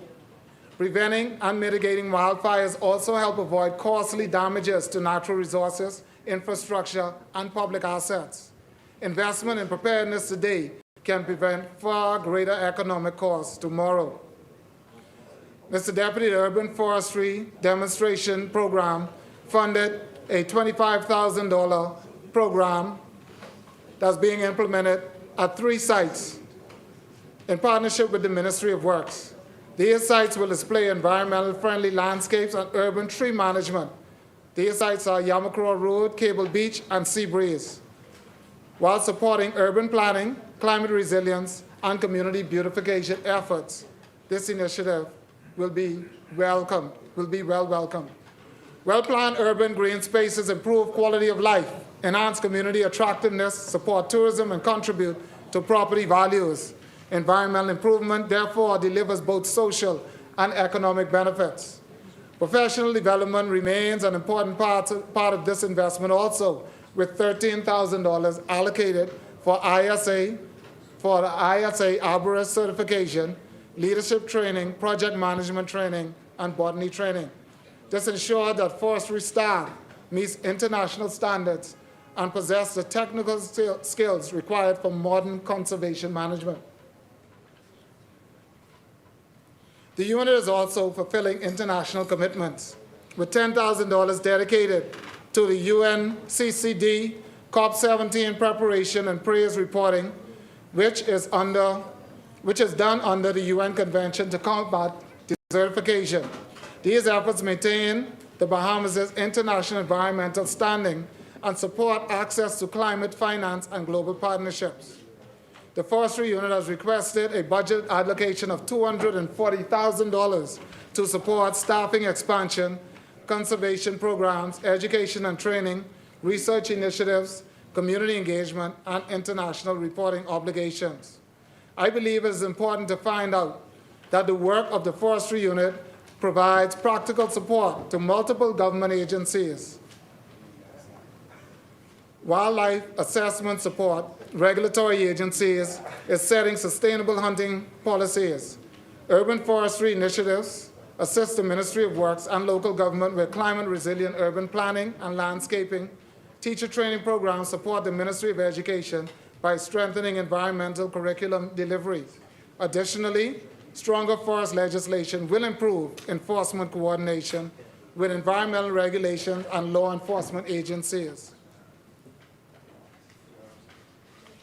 Mr. Deputy, An investment of $240,000 positions the forestry unit to transition from reactive environmental management to proactive science-based conservation leadership.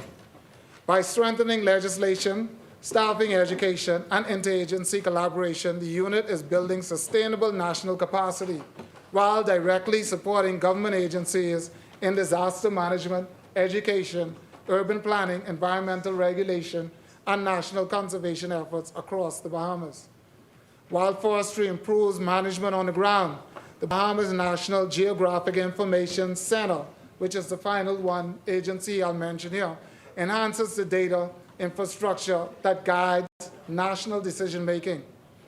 Mr. Deputy, I now turn to the vital work that's being carried out by the Bahamas National Geographic Information System Center, or BNGIS.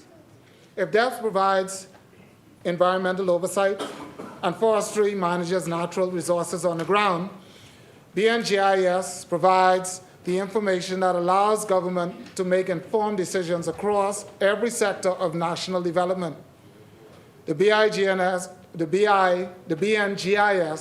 or BINGIS Center, is a critical national institution that provides accurate maps, spatial data, and geospatial technology to support decision-making across the Bahamas.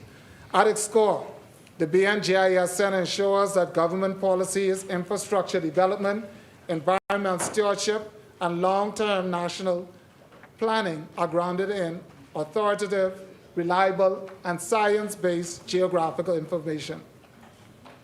In doing so, it replaces uncertainty with clarity, guesswork with evidence, and ambition with information and action, helping to build a stronger, smarter, and more resilient Bahamas. The government investment in BNGIS Center reflects a national importance with a budget of approximately $6.8 million.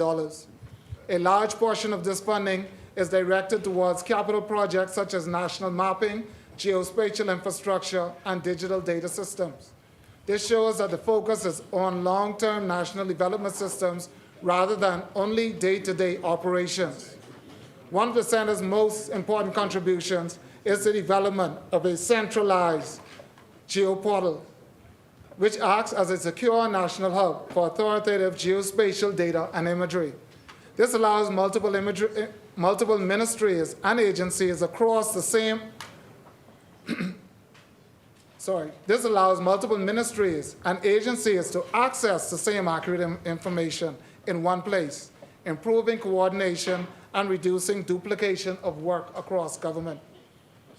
Reliable GIS information also supports smarter public investment.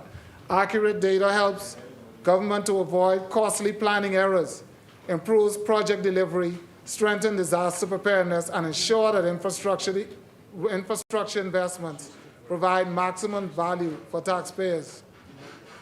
In practical terms, this work directly benefits government agencies. Mr. Deputy, the Speaker is currently executing a geospatial acquisition project, which includes for the first time a comprehensive national mapping program for the entire Commonwealth of the Bahamas. The Geospatial Data Extraction Project is another initiative of significant importance. This project will deliver high-resolution imagery of every island, key, rock, and coastline. Further, it will create authoritative data extraction for every critical feature across our nation with precision. This is not just a project. It is a historical milestone that will transform how we understand our environment and how we plan for a comprehensive national development for the Bahamas. An initiative that provides an essential foundation for land management, environmental protection, national security, disaster management, and many other national priorities. Accurate geospatial information also helps government avoid costly planning mistakes, improve disaster response, strengthen land management, and make smarter infrastructure investments. Better information leads to better decisions, and better decisions lead to a stronger economy. Another major achievement is the establishment of a modern geodetic reference system, which improves the accuracy of surveying, engineering, navigation, and infrastructure planning. This reduces costly errors in national projects and ensures that development is based on precise location measurements. Mr. Deputy, the BNGIS Center has also strengthened geospatial governance by adopting over 100 geospatial standards. These standards ensure that data collection by different government agencies and other groups is consistent, interoperable, and reliable. As a result, ministries can collaborate more effectively instead of working with fragmented and conflicting data sheets.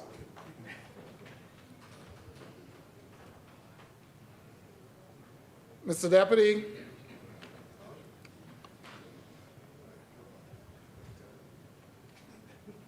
the government advances the development of the Bahamas' inaugural Sovereignty Sustainable Finance Framework.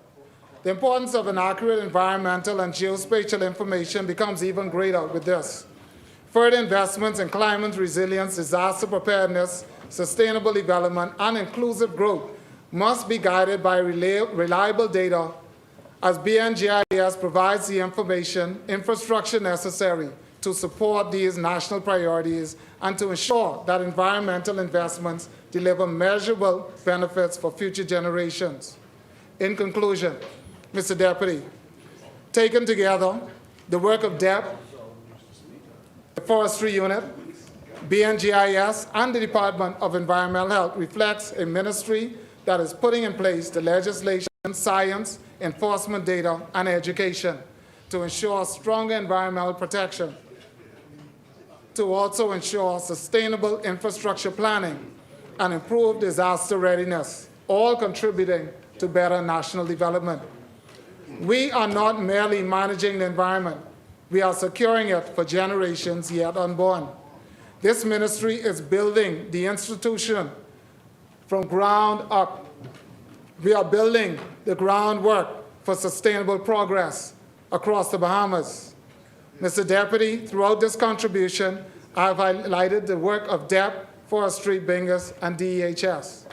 While their responsibilities differ, they share a common purpose, protecting the environmental assets upon which our national and natural resources and our national prosperity depends.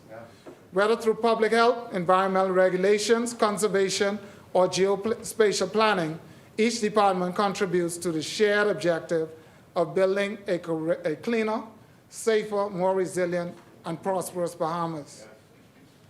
Mr. Deputy, our government has demonstrated that we are up to the task. Protecting our environment protects our economy. Protecting our natural resources protects our future. Protecting our resilience protects our prosperity. We have a leader and a team and a talent to get things done. They talk, we work. They try to destroy, we build up. While they try to distract, we stay focused. When they try politics, we and the people choose progress. Mr. Deputy, with that, I take my seat, and I thank the great people of Yamakroa who have sent me to this honorable place. May God continue to bless the people of Yamakroa. May God continue to bless the members of this House, especially the members of the Progressive Liberal Party. And may God continue to bless the Commonwealth of the Bahamas. Yamakroa rest. Thank you. Thank you, Honourable Member. The Chair recognizes the Honourable Member for Pinewood. I move that the business of the House be suspended until 10 a.m. on Monday, June 15th. It has been moved and seconded that the business of the House be suspended until the 15th of June at 10 a.m. As many as are in favor will remain seated. Those. 1 minute. The Chair recognizes the Honourable Member for Pinewood. The member for Southern Shores will be first speaker on Monday. Thank you, Honourable Member.